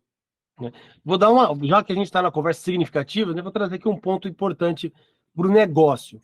Se vocês ajudarem o foco em descobrir onde estão esses problemas da espera, da variabilidade, e não da ação das pessoas trabalhando, eu tenho certeza que, no mínimo, vocês vão ganhar 50% se você ajudar a reduzir esses tempos. Porque muitos deles são esperas por excesso de trabalho ou por outros fatores que é plausível do negócio ajudar, ou do gerente aqui, da hierarquia que a gente tem, que tem poder para fazer ajustes e ajudar o sistema a diminuir essa variabilidade. E aí você vai ter um resultado muito melhor, atingindo esses resultados que o Márcio falou. Ter um value stream, né, uma cadeia de valor elite. Muito bem, deixa eu passar aqui. Dúvidas até aqui, gente? Tudo bem? Vocês ficaram quietinhos aí de repente. O Márcio tem que sair, porque ele está lá, tem as reuniões dele. De novo, Márcio, grato por estar aqui com a gente, tá? Tem essa questão do fluxo aqui, ó, eficiência de fluxo. Eu quero falar rapidinho sobre eficiência de fluxo. Eficiência de fluxo é um negócio difícil de medir, né, Márcio? Né, Zé? Porque eficiência de fluxo, eu tenho que olhar ali esse tempo de espera que o Zé falou lá atrás. Então, aquelas coisas que estão paradas esperando que alguém pegue ali para começar a executar, e aí eu tenho que olhar essas tarefas que não estão sendo executadas. Tem mais coisa aí, e de repente aquela tarefa que está sendo executada, ela se para de trabalhar nela também por alguma razão, porque surgiu alguma coisa mais urgente, porque tem dúvida, porque tem um monte de coisa acontecendo ali naquela tarefa, então ela fica parada. Então tem vários fatores que fazem com que a gente possa ter dificuldades aqui de medir a eficiência de fluxo. A eficiência de fluxo é um negócio super difícil de ser medido. Tô certo, Zé? Tô certo, Marcos? Agora vamos achar aqui um. Eu acho que talvez não. Vamos ver se eu posso aprender com vocês. Tá bom? A taxa de eficiência é eficiência de fluxo aqui, Márcio? A taxa de eficiência, a eficiência de fluxo. Aqui a gente está olhando a relação entre tempo de atividade e tempo de espera. Então, o que eu acho que o Leandro está dizendo é a dificuldade de se calcular isso manualmente. Né? Então, quanto tempo cada trabalho passou em um estado de espera, vamos supor, esperando para teste, pronto para testar, e quanto tempo ele passou num estágio recebendo atenção, testando, desenvolvendo, enfim. Então, eu acho que fazer esse cálculo em volume, em escala, né? Imagina que cada item de trabalho, ele move dezenas de vezes, às vezes, entre estados até ser concluído. E fazer essa análise manual é uma tarefa... Isso, eu estou trazendo também sobre a maturidade das pessoas que estão no processo de entender que a ação delas ali faz diferença. A pessoa começa a testar e não move o card para testando, não move o card para testado. Aí eu acho que a pessoa precisa bloquear a tarefa porque ela foi fazer outra coisa, ela não bloqueia. Então, eu estou falando um pouco deste lugar também, tá? Que, na verdade, para fazer o cálculo é até simples, né? É um cálculo bem simples. O cálculo é simples. O problema é como você coleta a informação corretamente. Isso, é isso aí. Chegamos na nova parte. É o ser humano que atua no sistema, informando se está parado em momento de espera, se ele está em momento de ação. As pessoas estão trabalhando para que o cálculo possa ser gerado. É aí que tem um grande, talvez, erro que pode acontecer, ou não, né? E aí tem uma outra coisa de consciência aqui, que é Elite ali, ó, 44%. Eu vou arredondar para 50%. O que o Márcio está dizendo aqui no relatório dele é que um time de elite, 50% do tempo o item fica parado. 50% tem ação em cima dele. E se eu pegar um time de low performance, só 5% do tempo que demora no lead time ali para aquilo atravessar, 95% do tempo ele vai ficar parado, 5% vai ter alguém fazendo uma ação em cima dele. Ele está parado no meio do caminho por diversas razões, não estou julgando o processo. Bloqueado, é um fato, ele está parado. Dependência interna, ficou aguardando, né, a fila individual de especialistas ou handover de times, tem uma série. E aí, Roberto, é onde que a gente volta para aquela análise. Imagina, então, se a cada, vamos supor, em média, para processos de baixa performance, a cada 100 dias, só 5 dias, na verdade, representa, né, a atividade. 95 dias seria filas, diversas filas dentro daquele processo, e é onde está a maior variabilidade. Então, é onde que talvez o foco deveria ir. Legal. Então, se eu estou olhando aqui no time do trabalho do conhecimento, acho que é tão importante isso aqui, Márcio, quanto aquela história do pequeno, médio e grande, tá? Uhum. No trabalho do conhecimento, se eu tenho um time que está performando 44 ali, é um time que está performando bem. O Tom trabalha aí com você, ele me falou uma coisa maravilhosa uma vez. Quando eu vejo um time que está ali com 65%, 70%, eu desconfio que tem coisa configurada errada aqui. Tem coisa fila escondida no processo, o processo não amadureceu ainda, não tem a coluna, né, pronto para testar, então as colunas fica tudo em testando, mas na verdade está tudo parado esperando, ou parado, trabalho bloqueado, enfim. Você está coletando as coisas. Então é normal a gente ter isso. Isso aqui pode assustar no primeiro momento para quem está vendo isso aqui agora. Então, assim, se meu time hoje, metade do tempo, as coisas estão realmente com alguém fazendo alguma coisa ali, tem o touch, né? Aí a outra metade está aguardando e eu tenho um time hoje que está performando bem. Mas a gente encontra muito time aí que está de 6 a 25, eu encontro bastante ali. E outro que eu encontro bastante ali é de 26 a 43 ali. Eu acho que esse high performance, medium performance é o que eu vejo mais aqui assim, tá? Já vi times, claro, de elite ali nesse lugar aqui, mas tem esses times. Então, tem muito tempo de espera, porque tem handoff, que é o que o Zé falou, né? Aqui não passa de uma máquina para outra, mas passa de uma equipe para outra, equipe de desenvolvimento para equipe de teste. Tem momentos ali de handoff, principalmente nesses momentos de handoff, a gente vê que tem bastante coisa que fica parada, tem perdas aí. Mas eu tenho uma pergunta que posso fazer aqui, Leandrão. A gente está falando de elite performance, é de processo. Processos de alta performance, não times. Não é time, não é item, é performance. O processo de elite, 44%. É isso aí. Tem tempo ativo, né? E aí 63% é tempo de fila. É tempo de fila, é tempo de espera, não tem ação em cima daquela atividade. Exatamente. É como se na pizzaria ali, o cara monta a massa ali, põe os ingredientes e a pizza fica esperando para ir para o forno. Esse tempo que ela fica esperando para ir para o forno é o tempo de espera, né? Exato. E aí, vindo para cá, Márcio, para você poder fugir, correr para o seu dia aí, que seu dia só está começando, o nosso está terminando aqui. Cara, eu queria falar disso daqui, ó. Você trouxe isso aqui e eu acho genial, mas aí, respondendo a pergunta do Zé, eu quero te colocar em maus lençóis aqui, Márcio. Eu quero trazer um ponto de vista aqui um pouquinho diferente. Aqui nesse lugar aqui, você trouxe para a gente assim, ó, um time elite, ele está 84%. Oi? Um processo elite. Um processo elite. Cara, obrigado. Me corrige mesmo, precisa mudar. Um processo de elite, ele tem 84% do tempo, ou mais, as pessoas vão estar trabalhando em atividades que geram valor. Então, se eu pensar na pizzaria ali, o cara está montando pizza, tá ali. Se o cara está ali, ó, limpando, tirando as cinzas do forno, se ele está limpando o balcão, isso daí eu vou colocar como uma tarefa que não gera valor. E aí, se ele está corrigindo alguma coisa ali, está ajustando alguma coisa, tirando um ingrediente fora que estava estragado, que ele viu ali, a hora que ele abriu. Fez uma pizza errada, que o cara pediu de pepperoni, ele fez de marguerita, ou ele fez uma pizza a mais que não precisava de ser feito, entra na demanda de falha. Na demanda de falha, tá bom. Entendemos isso. Eu tenho um ponto aqui. Eu acho muito legal o jeito que você trouxe aqui, porque isso aqui, para mim, você está dizendo o seguinte, esse time de elite que está ali, ó, 84% do tempo a mais, trabalhando em itens que são de valor, é muito bacana, porque você vê que os caras estão fazendo bem feito, tem um processo de engenharia legal, tem um processo de entrada do que está sendo pedido que está legal, não está um garranchão lá no pedido e por conta disso o cara está fazendo a pizza errada porque ele não entende o que está entrando, que aquele PO, né, que o time entende uma coisa, o tester entende outra, que precisava ser feita e coisa e tal. É isso que você está falando aqui. Existe qualidade no que está entrando, qualidade no que está saindo, existe um processo de qualidade. Correto? É isso aqui, certo? É isso. Eu tenho um ponto aqui que eu queria trazer. Se vocês concordam comigo, também discordem de mim, tá, Zé? Discorda de mim aí também se achar que está errado. Tem um ponto aqui que eu gosto de trazer sempre, Márcio, que é o seguinte. Se eu tenho um projeto, que é um projeto novo, é um produto novo, eu estou fazendo um MVP, eu vou pôr no ar, eu estou ali olhando, ali testando se aquela ideia é válida, se os clientes realmente pagam por aquilo, talvez eu não devesse estar fazendo nenhuma entrega, nenhuma tarefa de não valor aqui. Talvez.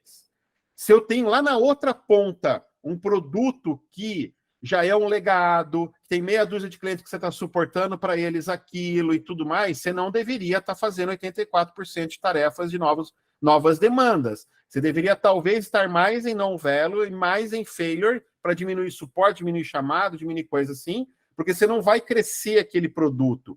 É um produto que já está num estágio que você vai entender que você não tem muito mais como crescer aquele produto. Então, aqui é o lugar para mim assim é um ponto de atenção que eu queria trazer só pensando no negócio, que este produto, o ciclo de vida do seu produto, da sua iniciativa, do que está fazendo. Faz sentido, Márcio? Faz sentido, Zé? Absolutamente. Total. É essa visão que o negócio tem que começar a olhar, porque muitas vezes é só a entrega que eles estão olhando, né? Eles não estão vendo todas essas nuances. Eu acho que total o que você falou. Eu acho que tem uma coisa interessante aqui, vai ser o meu ponto de fechamento, é o seguinte, à medida que você cria consciência de fluxo, que seu processo cria consciência de fluxo, você começa a melhorar, o seu cliente ou stakeholder, ele percebe que você duplicou, triplicou, quadruplicou a entrega de valor. E isso não significa que você, né, que aquele processo está, as pessoas trabalhando, eles estão codificando mais rápido, testando mais rápido, entregando mais rápido, produzindo mais rápido. O volume de output, de saída, ele não duplica, triplica, quadriplica. Ele até tem um ganho marginal, mas não é desse nível. O que acontece é que o perfil do trabalho que sai, você passa a ter menos capacidade dedicada para a demanda de falha e overhead, mais capacidade dedicada para a demanda de valor. Show. Então, a experiência do seu cliente stakeholder é que, na verdade, puxa, antes eu recebia 3 demandas por mês ou por sprint, agora eu recebo 12. Então, existe uma percepção real de ganho, mas sem que você tenha quadruplicado a vazão total. É só uma mudança do perfil do trabalho que é entregue. Então, eu acho que isso é uma coisa super interessante de se olhar. Pessoal, eu vou ter que Legal, Marco. realmente sair aqui. Maravilha. A gente estourou até o horário que eu tinha combinado contigo. Gente, espera mais um minutinho, eu vou estar aqui com o Zé. Eu quero sortear aqui o ingresso do Caipira. Quero falar aqui do workshop que vai ter para você olhar para previsibilidade, olhar para Monte Carlo ali. Quando é que eu vou entregar esse item? Quando é que eu posso me comprometer?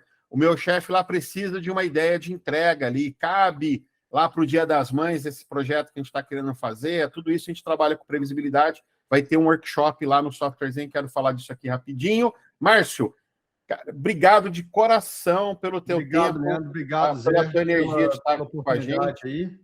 Legal. E em 8 minutos eu vou começar a gravação do Thursday Flow. Eu coloquei o link no chat. Se alguém tiver interesse em participar, quando acabar o Conversas Significativas, conecta lá para a gente fazer uma outra conversa sobre... Legal. A gente vai falar sobre lead time. Então, é isso. Muito obrigado. Fica à vontade de conectar. Vamos estender a conversa e a gente se vê por aí. Maravilha. Ó, gente... Viu, Márcio? Abração.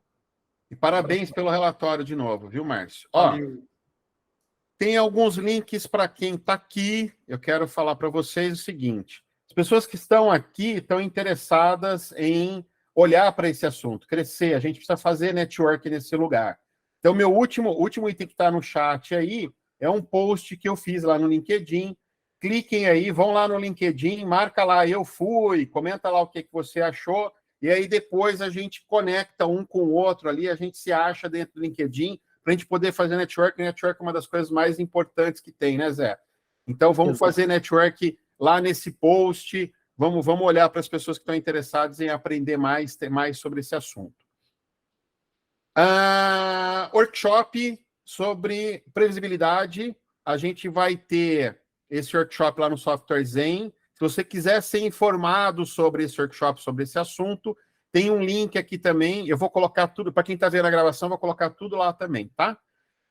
Preenche lá a newsletter, se cadastra na newsletter do Software Zen. O Alisson Vale vai mandar para vocês assim que abrir lá, para você poder se inscrever neste curso, tá? E vamos falar de Caipira Ágil aqui. A gente tem aqui um dos keynotes aqui. Hoje eu tenho a honra de ter um dos keynotes aqui do Caipira Ágil aqui com a gente, que é o Zé. Alisson, fala rapidinho para a gente aqui do Caipira Ágil. Evento que vai acontecer em Campinas, dia 20, sem ser esse sábado próximo, R$90 o ingresso. Tem comida, tem camiseta, tem livro, tem keynote do Zé. Tá de graça, né? Melhor custo-benefício aí, né? Você falou até no começo, Leandro, melhor custo-benefício do Brasil. Eu desafio alguém a achar um evento de agilidade no mundo que tenha esse custo-benefício. Né? Ele no mundo, hein? Ó. No mundo. Só para vocês terem ideia, eu estou fechando hoje a alimentação do evento. O evento, como o Leandro falou, custa R$90. Até agora, eu estou gastando R$95 em alimentação por pessoa. Ou seja, fora o que você vai comer lá, que comer mais do que você pagou lá durante o dia, você vai ter Ceci Fernandes abrindo o evento como keynote, você tem José JR fechando o evento como keynote. Pausa. O que é que você vai falar lá, Zé? Pode contar rapidinho o título? Assim? Não, é segredo. Muito bom, hein? Quem for lá vai descobrir. Não consegui. Achei que ia ter um spoiler aqui, não consegui. Não vai ter spoiler, não vai ter. Mas maravilha. A gente está falando de 10 horas de conteúdo. Dia 20 a gente vai começar às 9 horas da manhã, vai até às 19 oficialmente, né? Porque tem o extra oficial, né? Que faz parte quase do evento, que rolam depois. Mas são 4 ambientes simultâneos, tem 20 e poucas pessoas palestrantes, 6 workshops completos de 2 horas cada um. Olha, tem muita coisa rolando dentro desses R$90. Não tem nada que você consiga comprar. Tem esse... Nem a pizza do Zé. Aí você pegar 2 pizzas hoje, do Zé aí, já foi, né, Zé? 2 pizzas hoje, pegar, não dá 90. É isso. Com entrega e tudo mais aí. Pri, compartilha a sua tela aí para a gente fazer o sorteio, então. A Priscila vai compartilhar a tela ali. Enquanto isso, eu vou falar para vocês aqui, ó. A Flomática, poxa, eu quero levar essas métricas para dentro do meu time, eu quero conhecer, eu já tenho aqui uma planilha, eu já uso uma ferramenta aqui, mas eu quero conhecer, enquanto a Priscila compartilha a tela aí, falar para vocês assim, quer conhecer a Flomática? O Márcio me deu um descontão aqui, 30% de desconto, mas é específico, é por isso que eu não vou sortear aqui. 30% de desconto para quem está usando o Gira na plataforma da Atlassian, o Gira Cloud lá. Então, se você pegar lá no Marketplace da Atlassian a Flomática, um usuário, 30% de desconto, tem esse descontão aí, está aqui comigo. Então, tem um link aqui, ó, me procura, me manda um WhatsApp, marca um bate-papo de 20 minutos ali comigo, a gente conversa e eu te entrego esse cupom, tá? Então, para ser bem específico aí para quem vai esse prêmio aí, tá usando Azure, tá usando o Gira, mas tá lá dentro da empresa, não tá no cloud da Atlassian, esse desconto não vai valer. Então, para ser bem específico, me procura, vai ser um prazer te dar esse cupom. Eu tenho um cupom desse aí, então é o primeiro que me procurar. Vamos fazer o sorteio aqui então, Pri? Você pegou todo mundo que se cadastrou lá, você colocou aqui no sorteador aqui.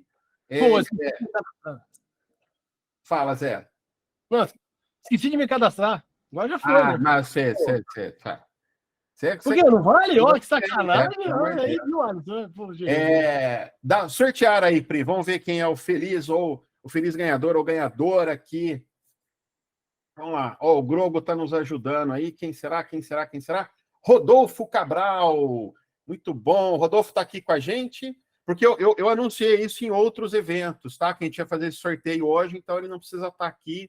A gente vai entrar em contato com ele aí. Rodolfo, você ganhou. A gente vai entrar em contato contigo aqui, vai te passar esse ingresso aí para o Caipira Ágil. Parabéns, Rodolfo. Obrigado, Pri, pelo suporte. Muito bom, gente. Aproveitar o Zé que está aqui. Dúvidas? Quem quer perguntar mais alguma coisa? Quem quer fazer mais? Valeu, não valeu? Como é que vocês estão aí? Me ajuda aí, Alisson, para o povo perder a vergonha e começar a falar. Valeu? Tirou dúvidas? Como é que foi?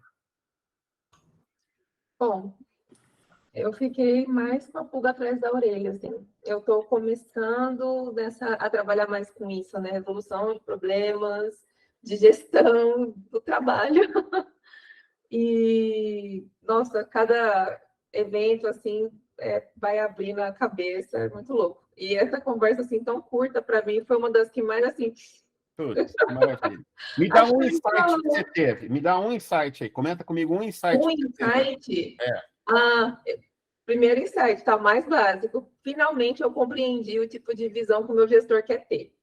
Faz 6 meses que eu estou brigando com o homem, ele está assim, Estela, métricas, né? Eu assim, mas criatura, tem as métricas na ferramenta, mas o que você quer, criatura? A gente fica lá. Aí eu assim, ele quer ver isso aí. Agora eu entendi. Tudo fez sentido na minha vida, gente. Já marquei até os 20 minutos com o Leandro lá. Que bom. Que show. Muito bom. Vai ser um prazer bater um papo. Arthur, meu caro. O Arthur, a gente já fez mentoria aí, né, Arthur? E aí, tudo bem? Belezinha? Tudo bom? Eu passei isso do Arthur com esses números faz tempo. Algum insight novo aqui, Arthur? Nossa, cara, assim, obrigado demais de estar podendo participar aqui com vocês. E, caramba, né? Como isso faria sentido ter esse princípio de entendimento para abordar o que eu vivi alguns anos atrás, logo aqui atrás, né? Que forma boa de se abordar stakeholders, né? Tendo uma maneira de traçar uma linha de referência, não vou falar ainda comparativa, mas uma linha de referência para iniciar o diálogo e ir descendo para o detalhe de fato, né? Eu tive, na verdade, alguns insights aqui, eu gerei algumas Me fala um, quero ouvir. Eu fiquei muito atento no que o Zé tocou sobre a quantidade, quanto mais ciclos, mais chance a gente tem de se adequar aos cenários, ao desafio que a gente está ali, que a gente está ali se propondo, né? E quando a gente fala desses mais ciclos e de repente a gente vê o dado apresentando que um processo de elite ele performa de X maneira. É claro que eu estava louco para perguntar ali também quais foram as premissas definidas para categorizar isso tudo, tá? Porque você falar que um time é de elite é assim que ele performa, né? Pô, você fica maluco para entender qual é o contexto que aquela galera tá e como é que tá isso tudo acontecendo, né? Do processo, desculpa, do processo. Aí que tá o detalhe, né? Não tá já. olhando o time e a como o time trabalha. Por isso que eu Sim. falei, é metodologia free. Não importa o que você está fazendo. O importante é que existe um processo registrado no sistema, e é isso que a Flomática consegue extrair os dados, para quem... Bom, quem quiser conhecer, depois entra lá, a gente pode falar sobre esse momento, mas ele coleta o dado do processo, então, processo é você bem direto aqui, porque tem muita gente... Os quadradinhos do fluxograma, a coluna do seu quadro de gestão visual, ele cata esse processo. Então, ele está metrificando a capacidade do processo de fazer isso. E aí é quando ele faz o comparativo dos processos. Tá bom? Por isso que ele não está olhando o time. É que torna-se muito oportuno quando você faz, não sei, partindo de um ponto de um time de um processo que não tem nenhum nível de métrica, e você passa de alguma maneira a começar a coletar dados e começar a ter algumas informações, o relatório ele proporciona aquele início de conversa para aqueles ambientes que têm um pouco mais de dificuldade de compreender, de conscientização de como pode fluir de uma maneira melhor. Falo isso para aquela galera que tem aquele stakeholder, né, o CEO, o cara, né, o mais alto nível de interessados ali, com aquela dificuldade de compreender o que está acontecendo, quando você vem com aquela primeira sequência de números ali para abordar. Então, eu percebi que o relatório permite você ter uma facilidade, como se fosse uma quebra de barreira de entrada para iniciar essa discussão, porque eu já vivi tanto com métrica, o Leandro acompanhou boa parte da minha jornada. Nossa, vários tipos de acontecimentos foram provocados por conta de métrica, né? Chegou a um ponto de eu ligar para ele um dia e falar, pô, olha como tá bacana meu processo aqui, olha que simetria bacana. Ele falou, que simetria é essa? Por que tá tão preciso esse número de entrega? Essa história é sensacional, assim. Olha bem. Enfim, rolou um combinado ali. Os caras faziam... mexiam algumas coisas, davam commits em algumas horas, assim, eles estavam envolvidos em outros processos. Entenderam, né, o que estava acontecendo ali e entraram num jogo diferente, né? Me diga como me medirá, que eu me direi como me comportarei. É isso aí. E isso levou para várias descobertas, né, Leandro? Várias descobertas. Um problema sério ali. Aquela história do cara estar trabalhando em 5 lugares diferentes, blá, blá, blá, blá. E aí, então, tinha um padrão de entregas acontecendo ali, cara, esse padrão não existe. Pausa lá. Muito bem. Legal, boa. Arthur.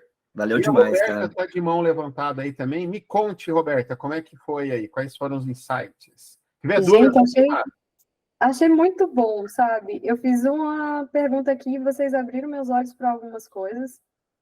E assim, eu falei muito baseado dentro do contexto que eu estou agora, tá? A gente está ali fazendo um trabalho em que a gente qualquer coisa para cair dentro do processo de um time, ele tem que passar pela coordenação ali, o nível de coordenação que a gente colocou. Então, entram coisas lá desde uma troca de um botão até coisas que são bem grandes.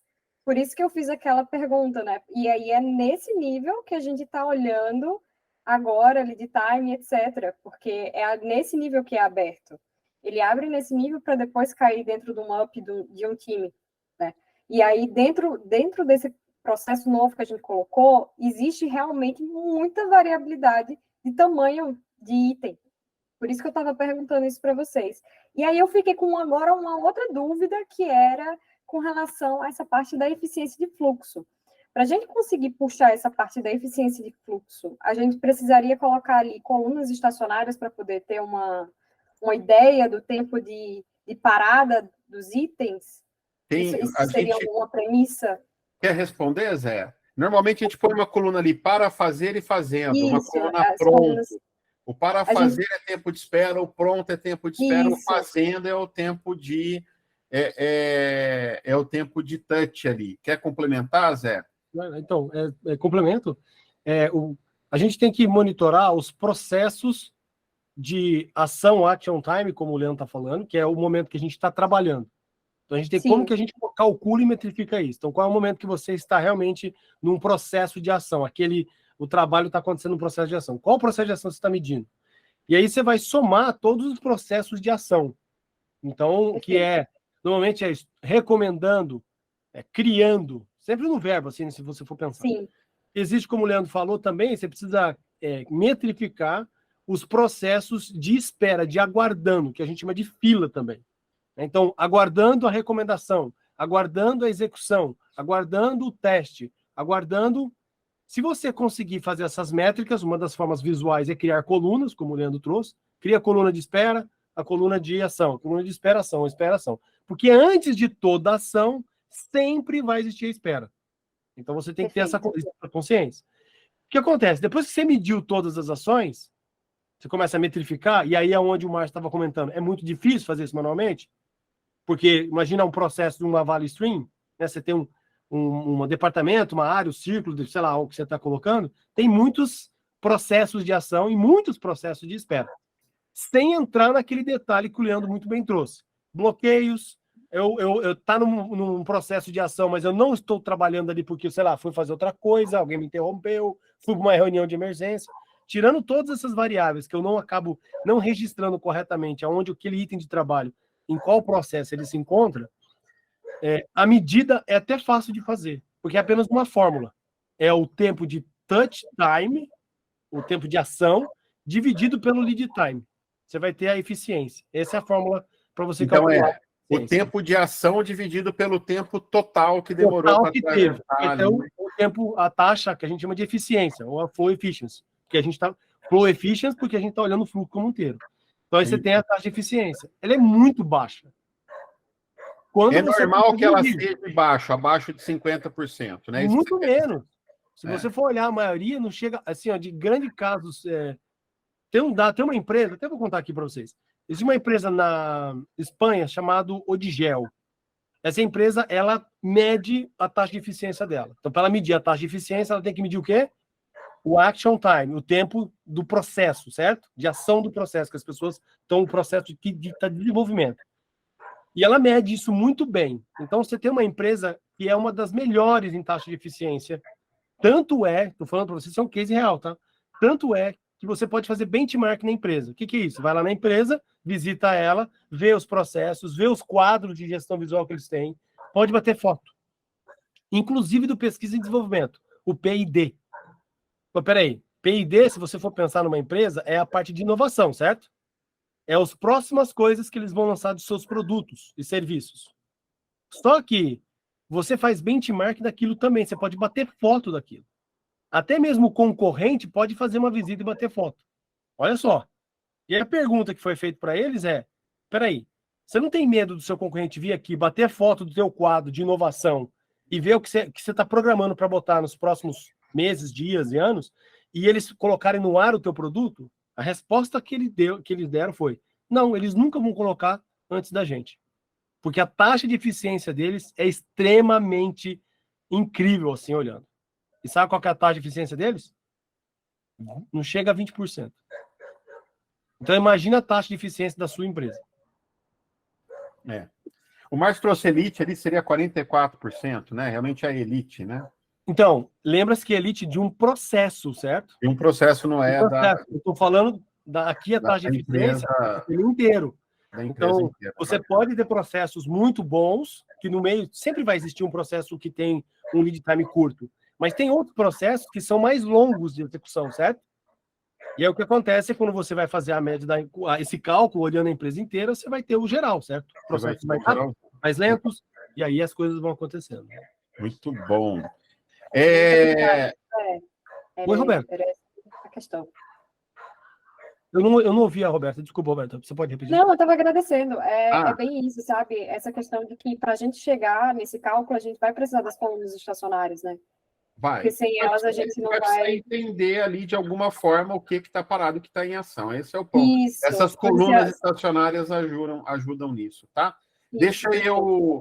Roberta, me dá um insight que você teve bacana aí hoje. Me conta um insight bacana.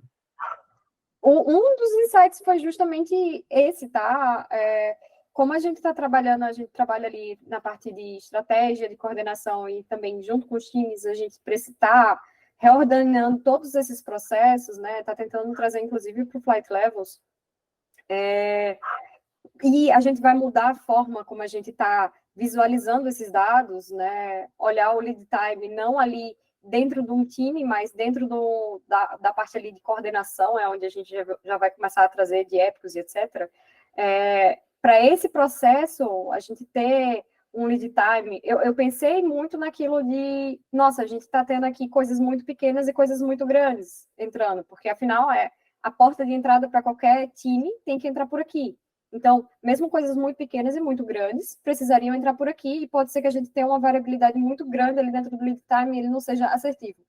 Mas, como trouxeram para mim que, na verdade, isso aí, essa variabilidade, ela não é tão relevante, mas essa parte, sim, do processo que é muito mais importante, né? Eu tenho até que dar uma olhada aqui se a gente está usando essas colunas estacionárias, porque elas também precisam estar nesse processo, não só no processo dos times, já que a gente vai tirar dentro dessa parte, sabe? Nesse nível. Isso ajuda até conversas, né? Você sabe o que o time puxou, o que não puxou, se era prioridade ou não. Ajuda em outros lugares.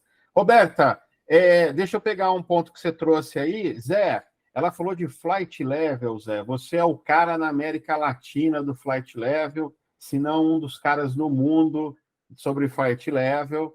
Tô mentindo, Alisson, ou não? Ele fica todo sem graça, diz que não é, mas não é, Alisson? Zé é uma das referências globais em Flight Level. Não vem com o Brasil, América Latina. Não tenta diminuir o nosso keynote de encerramento do Caipira. É referência global. É isso aí. Somos todos fãs do Zé aqui. Zé, me conta, que diabo é esse negócio de Flight Level aí? Você não trabalha com aviação? E quando é que você vai falar disso? Onde é que eu descubro isso? Como é que eu faço o curso seu? Como é que eu aprendo com você sobre Flight Levels? Tudo bem, então tá bom, vamos lá. Bom, o Flight Levels não é um método, não é um framework, é um modelo de pensamento, é uma forma de olhar a empresa e como ela trabalha, principalmente não na sua estrutura organizacional, como a gente está dividido em times, em departamentos, em áreas, não é isso que a gente vai olhar. O modelo de Flight Levels, ele traz um pensamento de como a estrutura operacional verdadeiramente funciona. E aí, rapidamente, a diferença a estrutura organizacional é aquela do organograma, certo? Eu tenho que pedir alguma coisa, resolver um problema, eu vou falar com o chefe de cima e assim a gente vai seguindo o caminho. É a pessoa da operação, o gerente, o coordenador, exato, o gerente, o diretor. Eu sei para quem eu tenho que falar. Mas isso é uma grande, assim, existe, mas na verdade aqui todo mundo faz diferente. Quem nunca deu bypass no chefe? Quer dizer, eu vou lá falar com outra pessoa para tentar resolver o problema de outra área, até de outro departamento ou unidade de negócio, resolva aquela dor, aquele problema, todo mundo fica feliz, inclusive o teu chefe. Mas ninguém sabe que você fez aquele outro caminho, que não é o caminho que todo mundo conhece. E aí é onde a gente reconhece, essa pessoa conhece a empresa, né? É político, ele vai lá, conversa com tal pessoa, ele tem influência, é porque ele está usando a estrutura operacional da companhia. E isso não é mapeado, isso não é visto. Só que é ele que faz a grande diferença. Se você quiser fazer uma mudança na sua empresa para começar a evoluir de maneira grande, é ali que é o principal ponto que vai gerar uma alavanca muito maior do que você mexer na estrutura organizacional. Basicamente, quando a gente mexe na estrutura organizacional, a gente destrói departamento e cria squads. Isso é o que ultimamente nos últimos anos tem sido feito. Então, o Flight Levels ele vem trazer esse modelo de pensamento para a gente descobrir onde e o que a gente precisa fazer na empresa, para depois a gente sair fazendo como.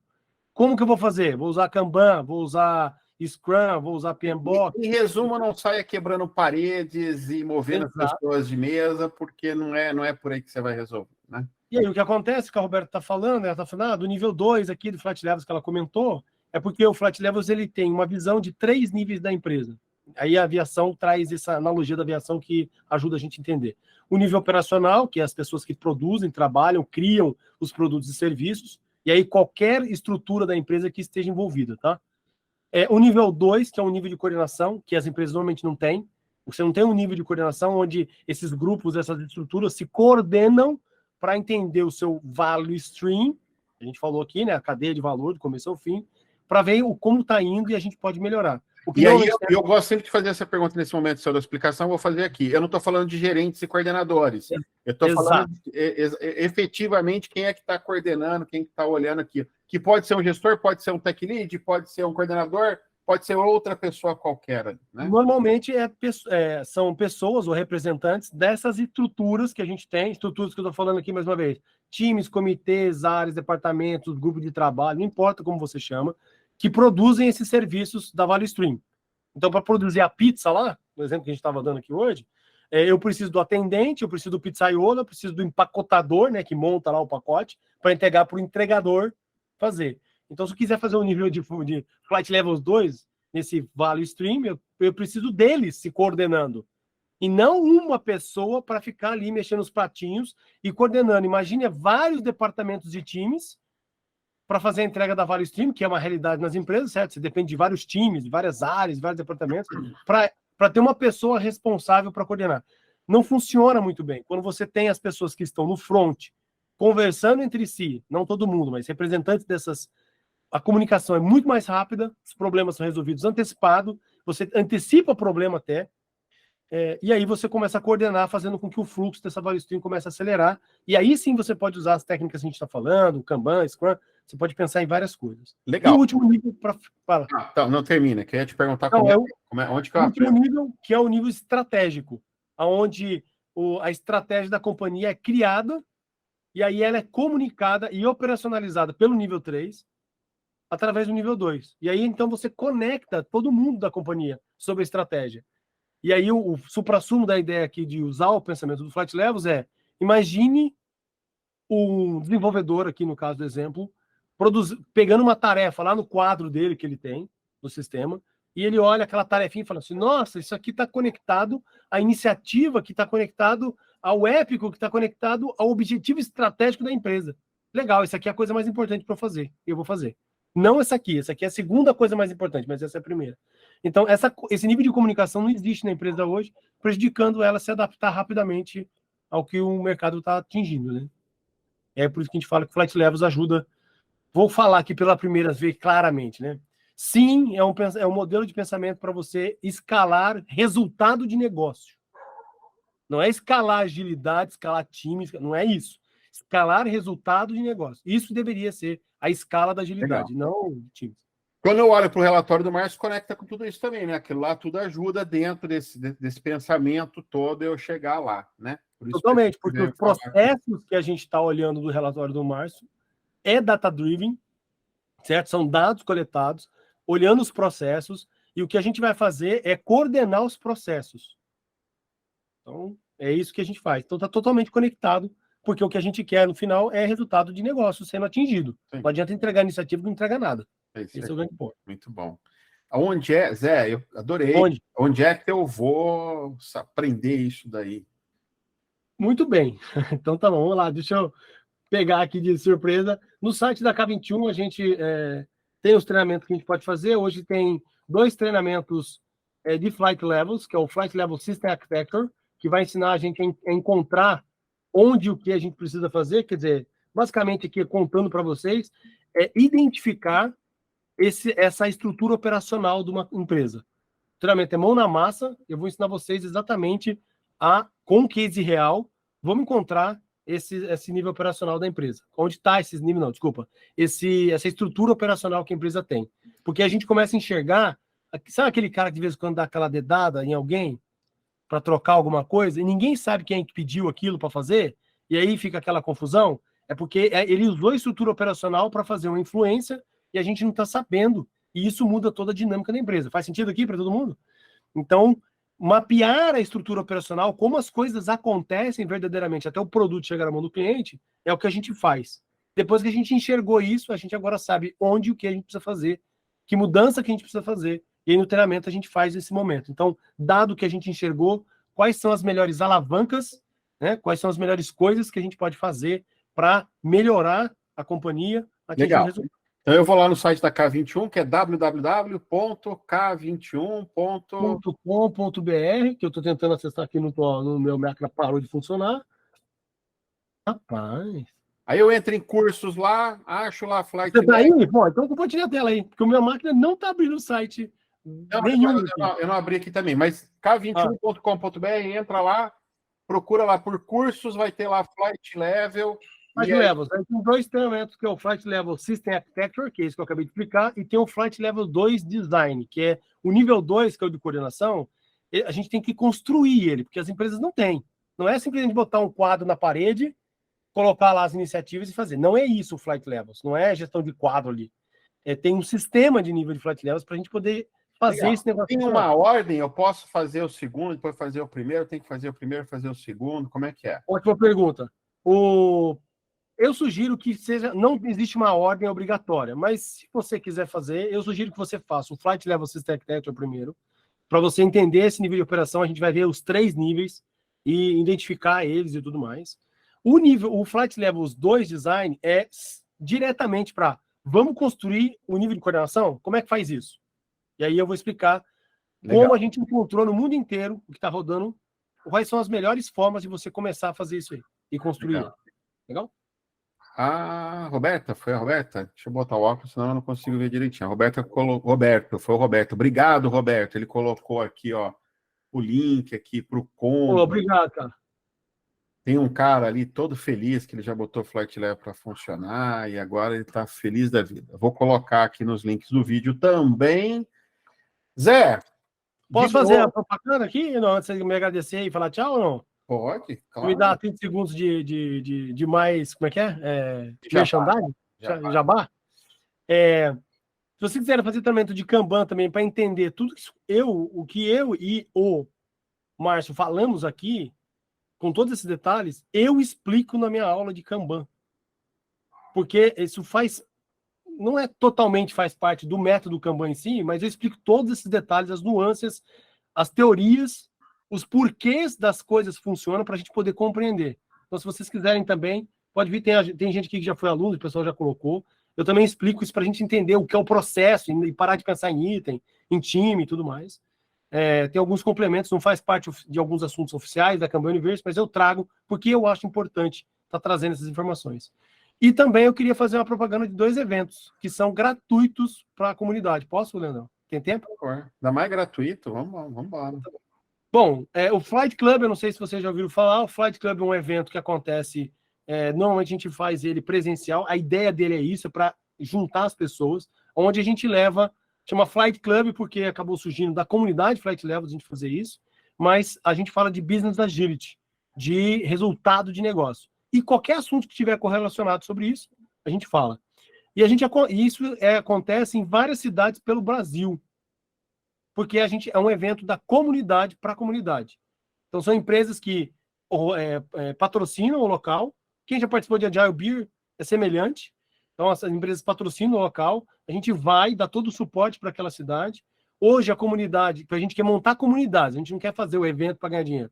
Nem pode passar dinheiro na mão de nenhum organizador. Então, os eventos acontecem. Hoje, acabou agora há pouco, em Portugal, em Lisboa, o Flight Club.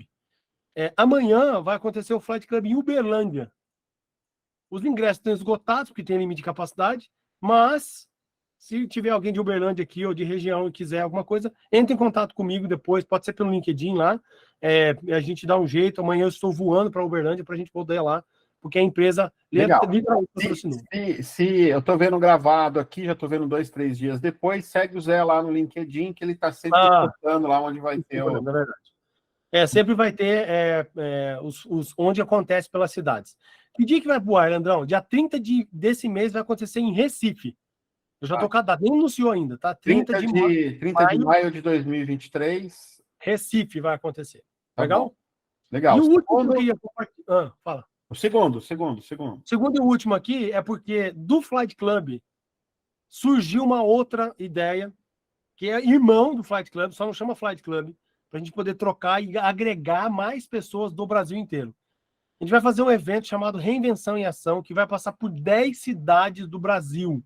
Eu queria destacar isso. É gratuito, não cobra nada. A gente vai passar em 10 cidades, de Porto Alegre a Manaus. Todos os estados do Brasil. Vai passar em Campinas? Todos os... Não. Não. Alisson. Vamos para o note aí, rapaz. Deixa eu explicar aqui, eu vou jogar. Campinas vai ser o caipira, para não conflitar. Exatamente. Como Campinas tem o Caipira, que é o maior evento do interior de São Paulo e Minas Gerais, a gente quer fazer nesse momento é levar para Campo Grande, Belém, Manaus, Uberlândia e outras capitais, Curitiba, que não tem eventos assim, como Florianópolis também. Legal. Democratizar esse conhecimento. Exato, a gente vai levar conhecimento, networking das pessoas. Eu coloquei o link aqui para vocês, é gratuito, tem todos as cidades, o dia, começa dia 22. Eu estou indo para o Caipira Ágil, eu vou ficar em Campinas. Eu não sei onde eu vou ficar ainda, mas eu vou ficar em Campinas. Estou coçando a cabeça que eu lembrei que eu tenho que fazer um hotel. E eu vou direto para Porto Alegre, de São Paulo, eu vou para Porto Alegre e a gente começa esse tour. Quem está realizando isso e comprou essa ideia maluca que eu fui atrás de patrocinador foi a Cambanize. Então, agradecer muito, porque ela comprou a ideia e falou, não, vamos fazer esse negócio acontecer, e está fazendo as 10 cidades, cara. Então, achei muito legal levar e democratizar e levar a informação para todo mundo. Por isso que eu queria fazer questão de divulgar aqui o evento. Tá bom? Legal. É gratuito. Se inscreva lá. Profissional. No vídeo, lá nos comentários do vídeo, vão ter todos esses links aí, o curso do Zé lá de Flight Levels, vai ter aí o Canconf, lá também.com. Muito bem. Fantástico essa ideia de levar conhecimento para esses lugares que não tem local ali tanto acesso, né? Muito bom. Então, se puder também, Andor, depois coloca a página do Flight Club para a galera lá no LinkedIn. Aí vocês seguem lá e vocês ficam sabendo quando vai ter os das cidades, tá bom? Obrigado, viu, cara? Obrigado pelo convite. Obrigado por deixar fazer o jabá aqui desses eventos gratuitos aqui para a galera. Obrigado. Sensacional, muito bom. É todo mundo. Coisa boa a gente tem que compartilhar ali, ó. Diplomática, Flight Club, Caipira, todas essas coisas a gente tem que compartilhar. É isso. Mais algum comentário por último aí, Alisson? Tem convite aí ainda? Acabou? Como é que tá? Só para a gente fechar. Daí vai pro tchau. Cara, a gente tem 22 convites. 22? Porra, velho! É isso. E só. Acabou. Lotação. Peraí. Você tá falando que tem 22 convites para sortear ou 22 convites que estão para vender? 22 convites à venda. Ou seja, quem não comprar hoje, amanhã acabou. Lotação máxima. Acabou tudo. Tem 22. Então, se vocês não forem atrás desses 22, vai ficar sem caipira. Vai entrar na lista de espera, esperando que a gente avise do ano que vem. Muito cruel até, né? Mas é isso aí. Gente, foi um prazer ter essa conversa, foi muito bom. Foi uma conversa significativa, especial, não só porque tem o Zé aqui, porque tinha o Márcio e tantas outras pessoas aqui. Renato Ucha estava aqui, o Heinz estava aqui, o Gildo está ali ainda, então não só por conta dessas pessoas especiais que estavam aqui, mas porque a gente também fez, a gente chama de conversa criativa especial, que a gente está fazendo fora do padrão ali. O normal é a última sexta-feira de cada mês, às 16 horas. O próximo não será na última sexta-feira de cada mês, né? Vai ser já na semana que vem, que é dia, alguém me ajuda aí, que dia que é a semana que vem? E a gente vai falar... vai ser dia 19, né? O Caipira dia 20 vai ser dia 19, às 4 da tarde. Eu vou estar com o Paulo Botelho. O Paulo Botelho, ele é head lá na Bosch, ele cuida de Business Agility na Bosch, ele escreveu um livro chamado Hibridismo, e aí eu vou bater um papo com ele ali, o que é esse tal de hibridismo, isso faz 10 anos que eles estão trabalhando nisso, não é só o Paulo, tem a Head Business Agility aí de grandes consultorias, tem uma gama de pessoas muito bacanas que escreveu o livro, faz 10 anos que eles estão trabalhando com isso, então eles coletaram muita coisa, tem gente ali que está fazendo doutorado, tem muito estudo, tem muita coisa bacana em cima disso tudo, e o Paulo vai contar um pouquinho para a gente aí do que é essa visão que eles estão aplicando ali na Bosch, ali, como é que eles estão trabalhando Business Agility ali. Então, é um case muito bacana. A Priscila, o nome dela é Elaine Priscila, eu chamo ela de Priscila, está ali Elaine Garcia no chat, é a mesma pessoa. A Pri já colocou ali como é que se cadastra, eu vou anotar aqui para ir para o link também. É gravado? Online? Online. Vamos lá. É uma conversa significativa. Vai ser um prazer ter vocês lá. E é isso, gente. Bora descansar. Amanhã tem mais. Prazerzaço estar aqui com vocês. Grato demais pelas trocas. Foi muito bom, foi muito significativo para mim. Espero que tenha sido para vocês também. Para quem está nos vendo aí até agora, o vídeo, não esquece de se inscrever no canal, clicar no sininho ali, para você ser notificado dos outros vídeos quando saírem. Assim você não perde nenhuma conversa significativa. Obrigado e até a próxima, gente. Tchau, tchau. Boa noite. Tchau, tchau. Boa noite. É isso. Muito bom. Obrigado, Zé. O Alisson vazou, ele deu boa noite mesmo e foi embora.